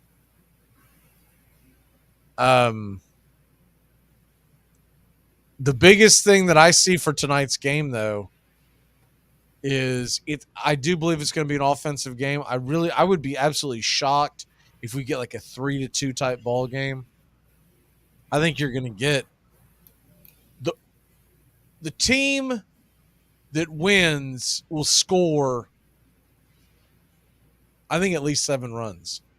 Well, and it's funny you bring up 7 because in every win in their last 5 games for Japan and the United States, all of their wins were at least 7 runs or more. So there you go right there. So the winning team is going to get 7 or more. USA's put up 14-9. United States had one close game at 3-2 versus Colombia. But outside of that, they've scored 9 or more. Even Japan has scored 7 or more outside of the Mexico game last night. So, I mean, they've been scoring a lot of runs. Yeah, I don't believe the one game that we lost was to Mexico, and didn't we score 5 runs? Yep, it was 11-5. Yeah, so, and I know that that a lot of them are going to be dumping out their bullpens, so you might get some of that. But look, to think that 7 guys on your team are going to go out there and pitch great. That's why even like a combined no-hitter is, in theory, to me, more crazy than a guy going 9 innings. Now, you do have the thing where you get to see the guy 3 or 4 times, and okay, it's hard for him to pull off that. But the other thing is, you look, the teams that have gotten the combined no-hitters, you're also needing 5-6 guys to come out and go, this is the day that we're all going to hit the strike zone and we're not going to suck today. Let's go. Yeah, and probably 2 of those guys are average at best. So, I mean, it's a lot to lean on. Yeah, especially now, for folks who have not followed this, the World Baseball Classic, it was played in 2006, 2009. I don't remember why it went to 2013 and 2017. So there was 4 years in between. And then it was supposed to be played once again in 3, and the pandemic hit. But there's been 4 world baseball champions. Japan has won the first 2, and Dominican Republic beat Puerto Rico for the second one or the third one, and the U.S. beat Puerto Rico in the fourth one. Cuba and South Korea are the other two countries that have made it but did not win it yet. Let's go back to back, baby. So if the U.S. can win, they would become the second that would have two championships. They'd also be the second to go back to back. Japan wins, then they got three, and we're sitting there with one, and that's not going to sit well with me. Nope. This is our sport, by God. Now, granted, it's their sport as well. It was brought over there long time ago, and it has become their national sport. I know they love soccer. Everyone loves soccer abroad, but baseball is it. Just like baseball is it down in the Dominican Republic and Puerto Rico, and I told the story the other day. I think you might have been on, but the kid that I work with, when someone he's from Puerto Rico, has been watching the classic, and someone brought up something about soccer, and he's like, soccer. He just kind of snarled. I was like, man, I just assumed everybody who didn't grow up in the 48 loved soccer. He goes, I was like, no one in your family loves soccer? Nah. I was like, yeah, baby, let's go. Winner. Baseball, baby. All right, we're going to take a quick break. When we come back, we're going to get into the American League Central predictions 2023. Just past 420, baby. Smoke them if you got them. We'll be back in a flash. Thursday, March 23rd, 1 p.m. Eastern. It's Braves versus Mets right here on Braves Country HD. The Atlanta Braves spring training is winding down, and important roster spots will be decided. Make sure to drop in and catch Braves Country spring training baseball right here on Braves Country HD, wherever you stream. Like and subscribe today. We're bringing you over 100 broadcasts in total in every game throughout the playoffs. That's Braves Mets, Thursday, March 23rd, 1 p.m. Eastern, right here on Braves Country HD.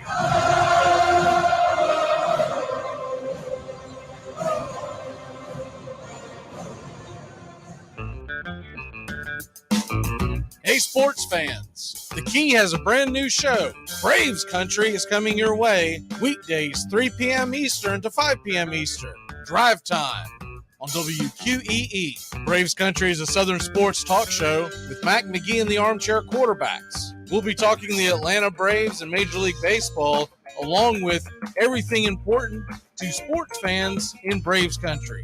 The SEC, ACC, Big Ten, and the National Football League, and the big sports news of the day. That's Braves Country with Mac McGee and the Armchair Quarterbacks. Weekdays, 3 p.m. to 5 p.m. right here on WQEE, The Key, 99.1 FM, and simulcasting on youtube.com /@Braves Country.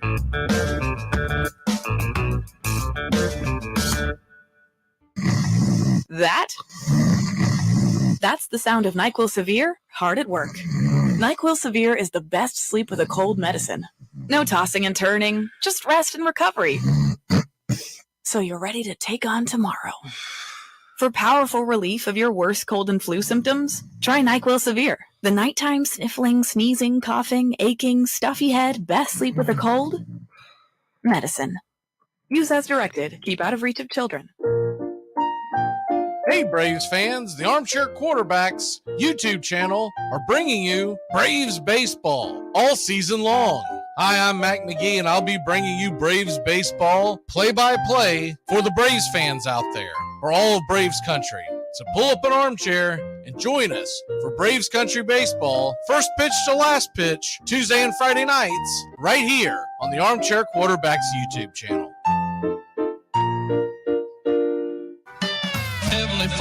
Welcome back to Braves Country. Mac McGee and the Armchair Quarterbacks, weekdays 3 to 5 p.m.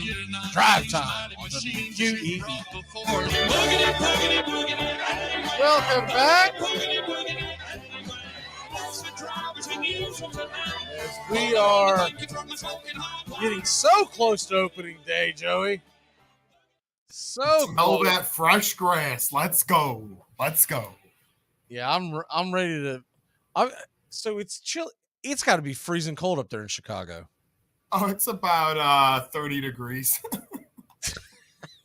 That's absurd. That truly is absurd. High of 50 for probably opening day. No big deal. We're getting low into the low 50s, high 40s down here. But I mean, come on, man. Let's get come on. It's almost, dude, opening day in Washington. That thing might get canceled because of a blizzard. Truly is ridiculous. All northern teams should have to play on the road till at least September. Or get a retractable roof at this point, but that'd be hard to do. Because nobody wants to fly into that junk either. That's true. Just move them all down south. Let y'all sit there and be miserable with regular season NBA. Oh, you're too kind. Sissing the comeback. Here it comes with the right. We'll go ahead and give you some of our XFL and USFL teams. And you send all the baseball down here. Give me the XFL, baby. Are you still watching that junk, by the way? No. Once the NCAA tournament started, I knew it, man. I was like, I see how much stamina Joey's got. He's going to continue to watch this garbage. I was like, man, it's bad. I had a couple of weeks, and then it started to falter. I tried so hard to watch a second game, and I just couldn't ever get myself to do it. I never actually even listened to a game. I always had it on mute, and sometimes I would catch myself putting one on, and it would just be over on like a random extra TV. And I'm like, I'm not watching this. Just turn the thing off. Nobody cares. I kept expecting something exciting to happen. All right, American League Central 2023. This is one of the more interesting divisions, I believe, because you've got three teams that could realistically win it. And there's an argument to be made for two of the teams in the cellar. And you could even, if you really stood up and pounded the table, you could probably convince me that three, maybe even four of these teams could end up in the cellar if things went awry. I really feel like it's a three-team race in the Central. And I don't know if you can say that about many divisions. You can say it about the NL East. I don't think you can say it about the NL Central, and I don't think you can say it about the NL West. The AL West, you definitely can't say it. I think that's a two-horse race at the most. In the AL East, I really believe it's everyone fighting for a wild card behind the Yankees. But you got White Sox, you got Guardians, you got Tigers, Royals, Twins. I'm interested to see where you go here. I did not give mine yesterday because we were running out of time, so I let Tones give his. So I'm going to do mine along with you. Let's do it.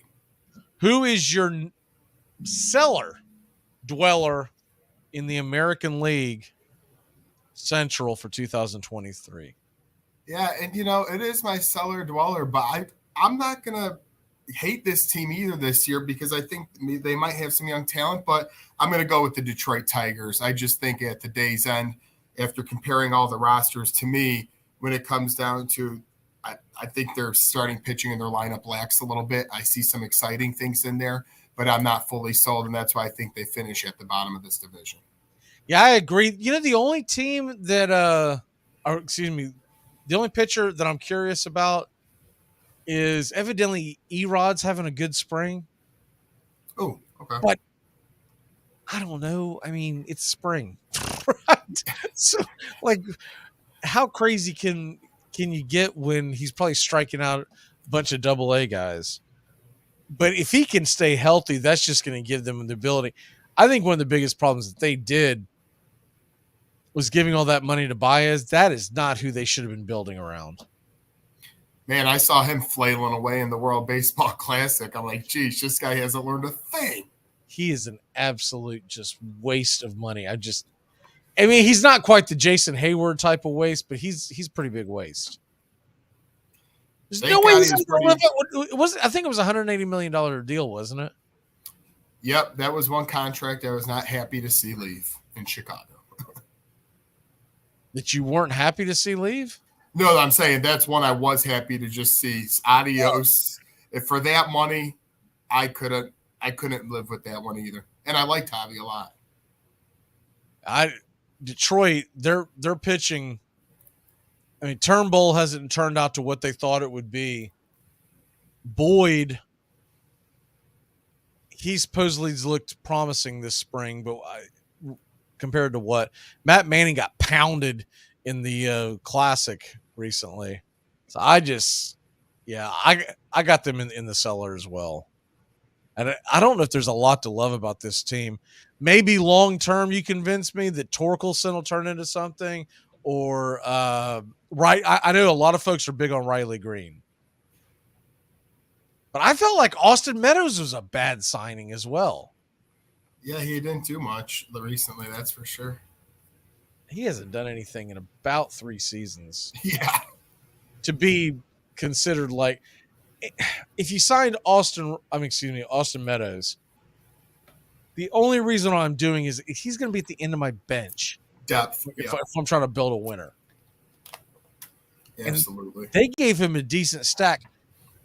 I would rather have Kevin Pillar on my bench than Austin Meadows. Because at least Pillar can give you some athleticism. So I don't know. All right. Who is your number 4? Like, I need to ask, but I think I should ask. Who's the number 4 team? And this is the last easy choice before we get to that hard top 3, but it's the Kansas City Royals. Now, I do like a little bit what they're doing with the starting pitching. You know, Brady Singer, of course, had a good season last year. He can continue to build on that. But legit. He is a legitimate front line start. I wouldn't say he's an ace per se, but he's an ace for the Royals. But if you had him on a contender, I don't think you'd be in trouble having him as a 2 or most likely a 3. Yeah, and then on top of that, I don't mind between Barlow and Chapman. I know Chapman struggled last year, but I think the back end of that bullpen has the potential to be pretty strong if they could somehow get there. You know what a problem is that I'm looking at their depth chart? What's that? Zach Greinke is listed as their number 2 pitcher. Yeah, and he's 40 years old, so that ain't going to work. That's why.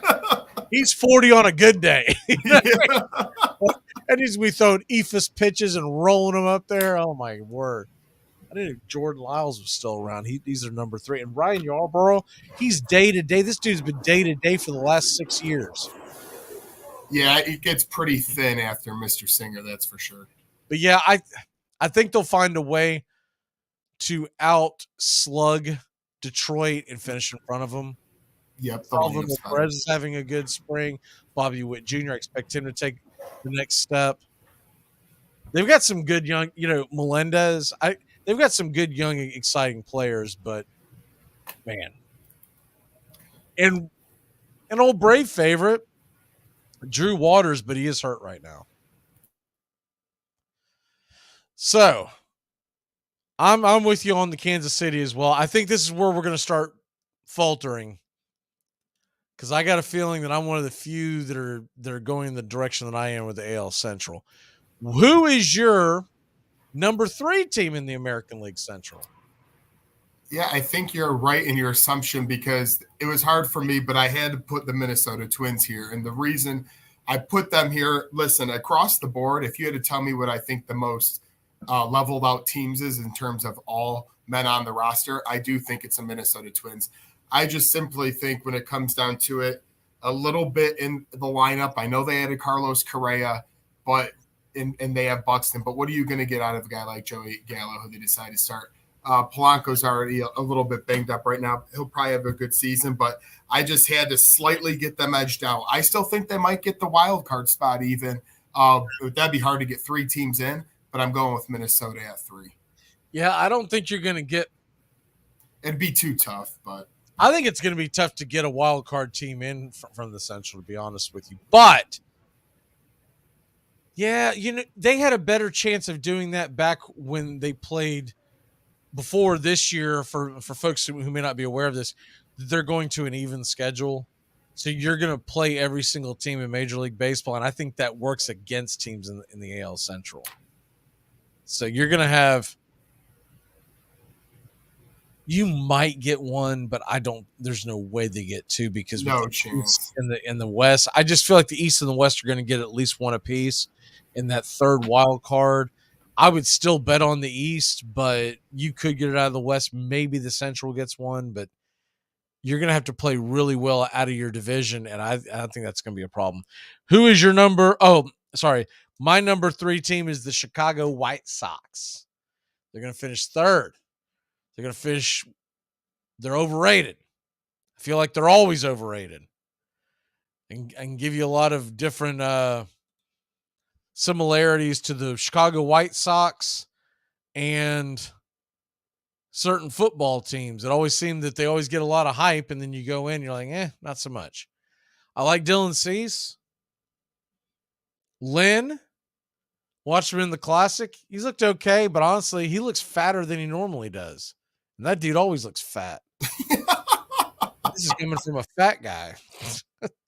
I saw him and I was like, God, man, suck in your gut. You're supposed to be a professional athlete.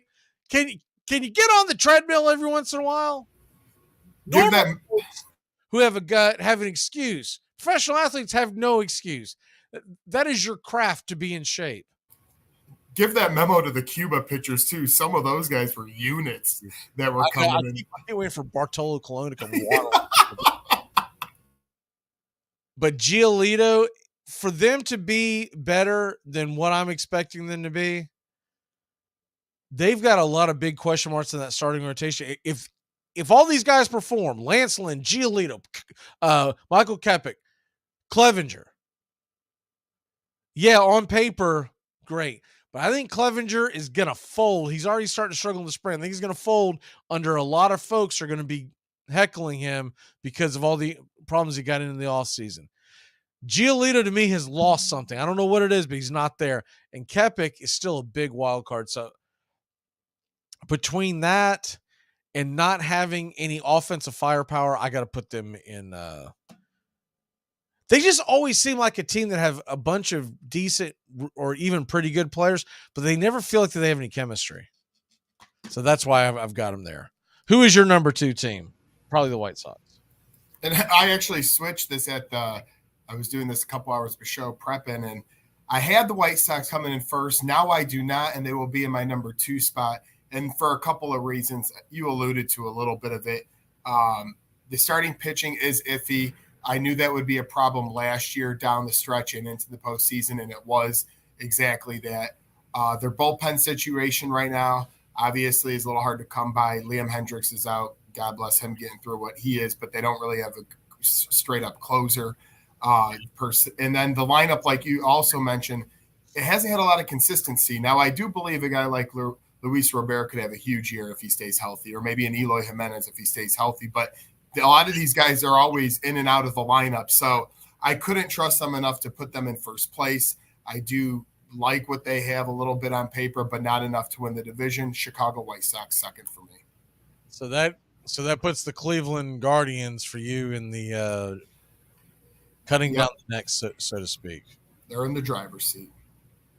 All right. We differ from that as well. I'm a believer in the Minnesota Twins if a lot of things go right. Biggest thing is I think it's hard to repeat. And I know that's weird coming from a Braves fan because we've gone back to back to back to back to back divisions, but it is not an easy task. And I still question Cleveland's overall offense. And Sonny Gray has looked pretty good in the spring. I do like the additions of Lopez and Maile. Maeda is going to be back this year. Joe Ryan, a lot of folks sleep on him because, I don't know, maybe it's because this guy's such a generic name, but Joe Ryan's a pretty good, darn good pitcher. If they can get Duran to be a solid closer, I know he's banged up right now, but he should be okay from my understanding. That pitching should be pretty good. And I think their offense is going to score enough with Correa coming back. I think that gives them a shot in the arm. They got some young guys, but look, one of the guys that I think is a big deal coming back is Polanco to see what he's got if he's able to come back off the IL and perform. And there's a couple other guys, but honestly, to me, what it all comes down to is I like their starting pitching, top to bottom. I think they're going to find a way to score. Man, Byron Buxton better have a big year. Yeah, because I was going to say, if they had just one more stick for me in that lineup to add in with Buxton and Correa, I would have maybe put them much higher. But their lineup does scare me a little. If they were in any other division, I honestly wouldn't pick them to win because I think it may not even be the worst division top to bottom, but it's definitely the worst division of having like an elite team. They don't have an elite team. It's mediocre. Yeah, whoever wins it, even if it's the Guardians, even if it is the White Sox, as much as I trashed them, or even if somehow I'm right on this long shot of Minnesota, whoever wins it is getting bounced in the first round probably. There's going to be a wild card team with about 100 wins probably right up the rear. Exactly. Hate to say it, but unless they make some big moves at the trading deadline. And Cleveland does have pretty good pitching, and they've got a pretty good bullpen. And normally I would side with them. It's the back-to-back factor is my main reason. They stayed relatively healthy last year. That usually doesn't happen 2 years in a row. And their depth is a little. Also, the other thing is I'm not sold on this Josh Bell signing. He has looked like a shadow of his former self the last 2 seasons. Yeah, he'll have glimpses and flares of excitement, but like consistently, he's your everyday DH. And I liked Josh Bell when he first came up, but man, I always wished that Atlanta would try to bring him in. But man, he looks slower, and he almost looks like, he looks like a dude that doesn't stretch, that he just goes and like he just walks up. What's that? He just walks up. He doesn't show up pregame. He just gets in uniform. He doesn't stretch. He doesn't swing a bat. He puts his sandwich down and goes, "Let's go." And another position I also, even though I have the Guardians winning it, I'm a little concerned about his catcher. Between Zunino and Gallagher, to me, there's not much there. Definitely offensively, it's trash from an offense. Zunino's really popular down south here, but man, you talk about an all or nothing guy. That guy either hits a bomb or he strikes out, and the older he gets, the strikeouts are much more prevalent. And the average just keeps, I know it's not a big deal, but the average keeps sinking tremendously. Yeah. Had a $148 last year. Jeez. All right, let's go ahead and take our last break. We'll be back in a flash when we come back. Our locks, we're going to pick a couple of Cinderellas to march on through. We'll be back in a flash here on Braves Country, Braves Country HD, wherever you stream. You're a cop, huh? No, what I am, Sonny, is about 50 pounds heavier and one hell of a lot meaner, so you better straighten up your act. I don't think I like it. The Dixie Handle Company, 5 generations of the Strickland family, have produced quality hardwood farm and garden tools, wooden shutters, and custom furniture. This small business has been owned and operated since 1992 and ships to customers across the world. If you're looking for the highest quality tool handles, Dixie Handle Company is your place. Every item is hand-picked to your specifications. If it's made of wood, they do it. Call now, 931-722-3395. That's 931-722-3395. Or go online to DixieHandle.com. The Dixie Handle Company. Welcome to Craftsmanship, a proud sponsor of Braves Country Baseball.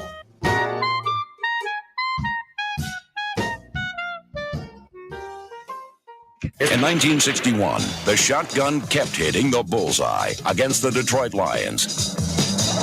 This game was the formation's finest hour. Detroit at that time had one of the greatest defenses in all football. They hadn't had over 10-point average scored against them in 4 or 5 years. We had never seen the shotgun before, and they literally picked us to death. They would do 5 yards and 6 yards and 5 yards, and whatever defense that we would do, they were able to offensively take advantage of our defensive maneuvers. It was a very boring game. We lost 49-0. So Really, this got the attention of a lot of people, and it should have, because it was something that nobody knew how to stop.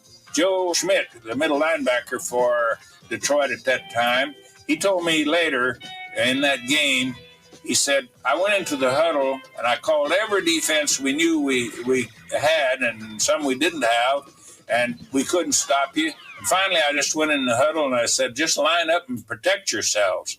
We don't know how to stop this thing. Armchair.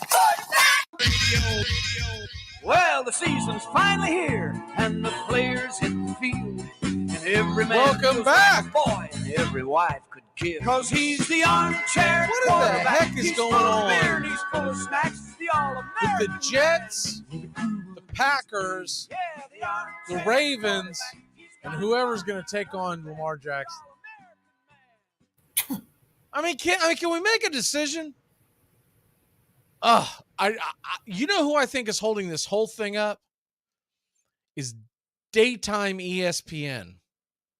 Because if Lamar Jackson gets traded to, we'll just say the Falcons or wherever, and we finally get Aaron Rodgers over to the Jets where we know he's going, what in the heck are they going to talk about for 6 hours over there? Because that is all I ever see on their screen. I'm always looking over there to check the bottom line to see if there's any news breaking. And it's the characters change, but it's always the same crap on the screen, the same 5 or 6 videos rolling over and over again of Lamar Jackson doing this and Aaron Rodgers doing that. I'm not kidding you. On Thursday morning, I had a 1-hour flight. I watched ESPN the entire time, which was a mistake to begin with, I know. But it was literally 60 minutes of Rodgers with one commercial break in the entire hour, and the rest was just Aaron Rodgers with "Get Up." I was losing my mind. I was about to try to guess. I guarantee you're watching Get Up. Yeah, Greenberg, that's all he likes to talk about. Yeah, that's it. I know he's a Jets fan, but come on. Well, it's not just that. Is that that's his go-to? He's always going to try to go to quarterback, NFL. That's his topics. I've heard him say it before. Back when Brady was playing, if there's even a sniff that Brady could be coming back, Get Up. That's all you'll watch. Because Greeny, though he says he doesn't know baseball, so he doesn't talk baseball. So he talks what ESPN tells him to talk, which is the NBA, because they're stuck in that contract, and they're going to the NFL. That's it. Like you won't even get them every great once in a while. You won't even get them bringing up college football over there on the morning show. Couldn't even. Yeah, I was gonna say we couldn't even get March Madness talk before the tournament on Thursday. It was all Aaron Rodgers. They didn't preview one game. Probably because what is the guy's name? Seth something. Whatever. Seth something was probably on a flight headed, and that's the only guy they got. Get Seth Davis out of here.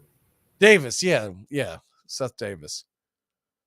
The Braves are off today, by the way, so that's why I haven't been doing scoreboard updates. Giants lead the Dodgers 4-0. But we're 9 days away to constant scores being updated. We're looking forward to that. Yes.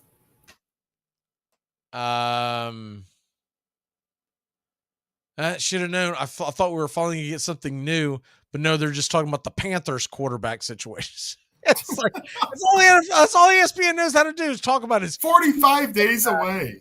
Yeah, what team's going to get what quarterback? That's all they care about. I mean, they have just done. I'll tell you something else that they're doing.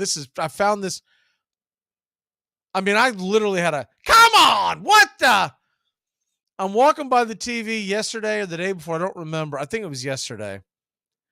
And I'm always rushing home from my morning gig to get ready for the afternoon gig and getting ready for the radio show and doing show prep, notes, and other things like the sports flash. But also I turn everything on to see if I've missed anything, et cetera, et cetera. And I think they're having a legitimate debate. I don't think it was First Take, but it was that kind of setting, right? Where they had a couple idiots arguing. Yep. And the topic was, and forgive me, I don't know the name. It's not important. The topic was 3 idiots arguing back and forth about how important one of the players in the women's college basketball tournament is going to be in the upcoming game. And I was like, what the? And so I went to look at it. I wish I could remember the name of the game, now. I went to look at it just to see, is this a legitimate argument? Because I don't watch the sport, but is it a legitimate argument? I looked at it. The spread was almost 20 points. It was like 18 and a half. Like, they're trying to break down, well, this player is really important in tonight's battle. It's a 20-point spread like a college basketball game. I'm like, oh, man, you are really trying to push an agenda there. I mean, what are we doing? Jeez. Come on, man. An important battle. With everything on. Give me a break. Look, if they get to the national title game and it's two teams that are close, okay, I'll give you 10, 15 minutes of, everybody can always go fix themselves something to eat or something. But in the first round, it was either the first or second round, and they're having an argument. And I was, my first thought was, because I saw that it was a higher seed. I was like, there's never any upsets in the women's tournament. That's why I've never watched it, because it doesn't get exciting until maybe the final four. And even then, I've got to have a dog in the hunt to watch it. Yep. When the Lady Vols were in there and doing well, I would watch it. But other than that, I'm like, no. But even when they were doing well, Joey, I never watched the first round because it was always like a 60-point blowout. Pat Summit might as well have had a cigar like Red Auerbach and start smoking it in the middle of the second quarter, because halftime it's like 40-4. Yeah, I'm assuming they still do that. That's the other thing I can't get my head around, is the fact that they do quarters and not halves. So they do 10-minute quarters. I think they still do that. I'm not sure. Might as well do 3/3 at that point. But I mean, they do the quarters, and I understand NBA does quarters, but it's weird, because when you see a quarter broken down in something that's not NBA basketball, the first thing my mind goes to is junior high school type of basketball. So anyways, because all that is one more timeout I have to sit through. Amen. Dude, there was an NBA game on the other night. I was waiting for real basketball to start, and I was sitting there watching a little bit of NBA, waiting for one of the college basketball tournaments to start. And it was towards the end of the game, and I mean, I timed it. The last 4.5 minutes lasted 19 minutes. It didn't go to overtime. 19 minutes. Brutal. To play 4.5 minutes. And this ain't the playoffs. If it's the playoffs, I'll give you a pass. I was like, my word. There's actually 4 or 5 people around the country sitting through this, like actually watching this, like caring about it. Maybe 6. Maybe some dope like Joey sitting here watching some NBA basketball in March. Your favorite Seven Dwarf was Dopey. Yeah, he's squeezing it in between the SmackDown or whatever. SmackDown and the XFL. SmackDown, the XFL, with a little NBA. I should have texted you and told you, hey man, you need to lock it on ESPN right now. They're having a big debate on the women's college basketball, number 1 versus number 16. Like, what'd you do? You bring someone on who only knows like 3 teams in women's basketball? You're gonna bring on an expert. Bring on someone that knows something. Then you bring her on. Like, I don't know. Let's talk about. I don't know. Is UConn good this year? I bet they are. Let's talk about you. We got to move to the men's bracket. This is making me nauseous. Oh, let's get into the locks. We're coming up on time. What is your lock of the day? If you missed it earlier, my lock was USA. So that's Yeah, no, I mean, I love going there with the USA. My lock is going to be in the NBA tonight, since we don't really have. Oh God, really? Yeah, I'm going to the NBA. Down the toilet. The Oklahoma City Thunder are +7. They're +7 at the Clippers tonight, and they're pretty healthy, and they're the 8th seed right now, so they still need to win. I'm going with the Thunder +8. as if the NBA doesn't start late enough. I'm looking at the times. They're starting at 10:40. Why 40? They could even put it at like 10:30. Good gracious. I know. They're all 10 minutes past. What is going on with that? They're doing something goofy. They're doing something goofy, all right. I'll give you a secondary lock. The game I really like is tomorrow night in the NIT, but I'll give you a secondary lock. Where is it at? What's the line? That's all right. The money line's not big enough. All right, I'll tell you a parlay I like, and then we'll walk it off. First of all, I really like Wisconsin tonight in the NIT. I think they're going to cover that spread. But if you're going to tell me to give you a parlay, you want to watch some basketball and have a reason to watch, Southern Utah minus 190 in the CBI along with Charlotte. I think they're both going to get the W's tonight. Eastern Kentucky cannot keep up with the shooting percentage that they had last night. They were out of their mind. They're not a good shooting team. They were, I think, 85% from the free throw last night, and they're like almost 300th in the country in free throw percentage. They're not very, and Southern Utah cleans the glass very well, so they're gonna cover minus 4.5. But if you want a fun little parlay, get Southern Utah and Charlotte. Charlotte gonna rock some Radford tonight, baby, down in Daytona Beach in the CBI. Oh, what's your walk off? Real quick, back to baseball. I'm just going to give my AL Cy Young MVP. I might as well give that as my walk-off. No, we had so much good talk. The reason I picked Cleveland to mainly win their division, Shane Bieber winning the Cy Young I got, and I have Vladimir Brahman from Texas, by the way. Yep, and Vlad Guerrero Jr. is my AL MVP. And I Julio Rodriguez is my AL MVP. Love it. Give me some J-Rod and give me some D-Grom. For once I can pull for him because he's not going to be in the Big Apple. Give me that beer fever. My walk-off tomorrow is Wednesday. We'll have Waller here, Waller Wednesdays, and we're going to get you one step closer to opening day, and we're going to do some NL East predictions. Let's go. All right, have a great night, y'all. Keep it locked in here on the Key and get your morning started with Rhino Radio Penitentiary every single weekday right here on the Key, 7 a.m. to 10 a.m. Goodbye, sweetheart, well, it's time to go. We're back tomorrow with another show. Well, unless we're fired, we'll talk to you then. Goodbye, sweetheart. Goodbye. Goodbye. Guys and gals, it's time to go. We'll see you on the next show. Same bat time, same bat channel. Thanks for listening to Braves Country with Mac McGee and the Armchair Quarterbacks on 99.1 FM WQEE, The Key in Noonan, Georgia, and simulcasting on youtube.com/@Braves Country. Braves Country comes your way weekdays, 3 p.m. Eastern to 5 p.m. Eastern. Please follow, like, and subscribe today. Armchair Quarterback Radio, your first choice for Southern sports. Something of the 5th of September. Something of the 5th of September. She said a lot that I can't remember. Something of the 5th.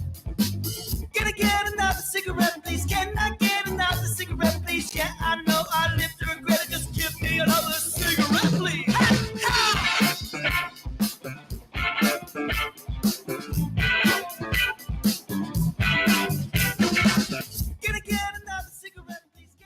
You're listening to WQEE 99.1 FM, The Key in Noonan, Georgia.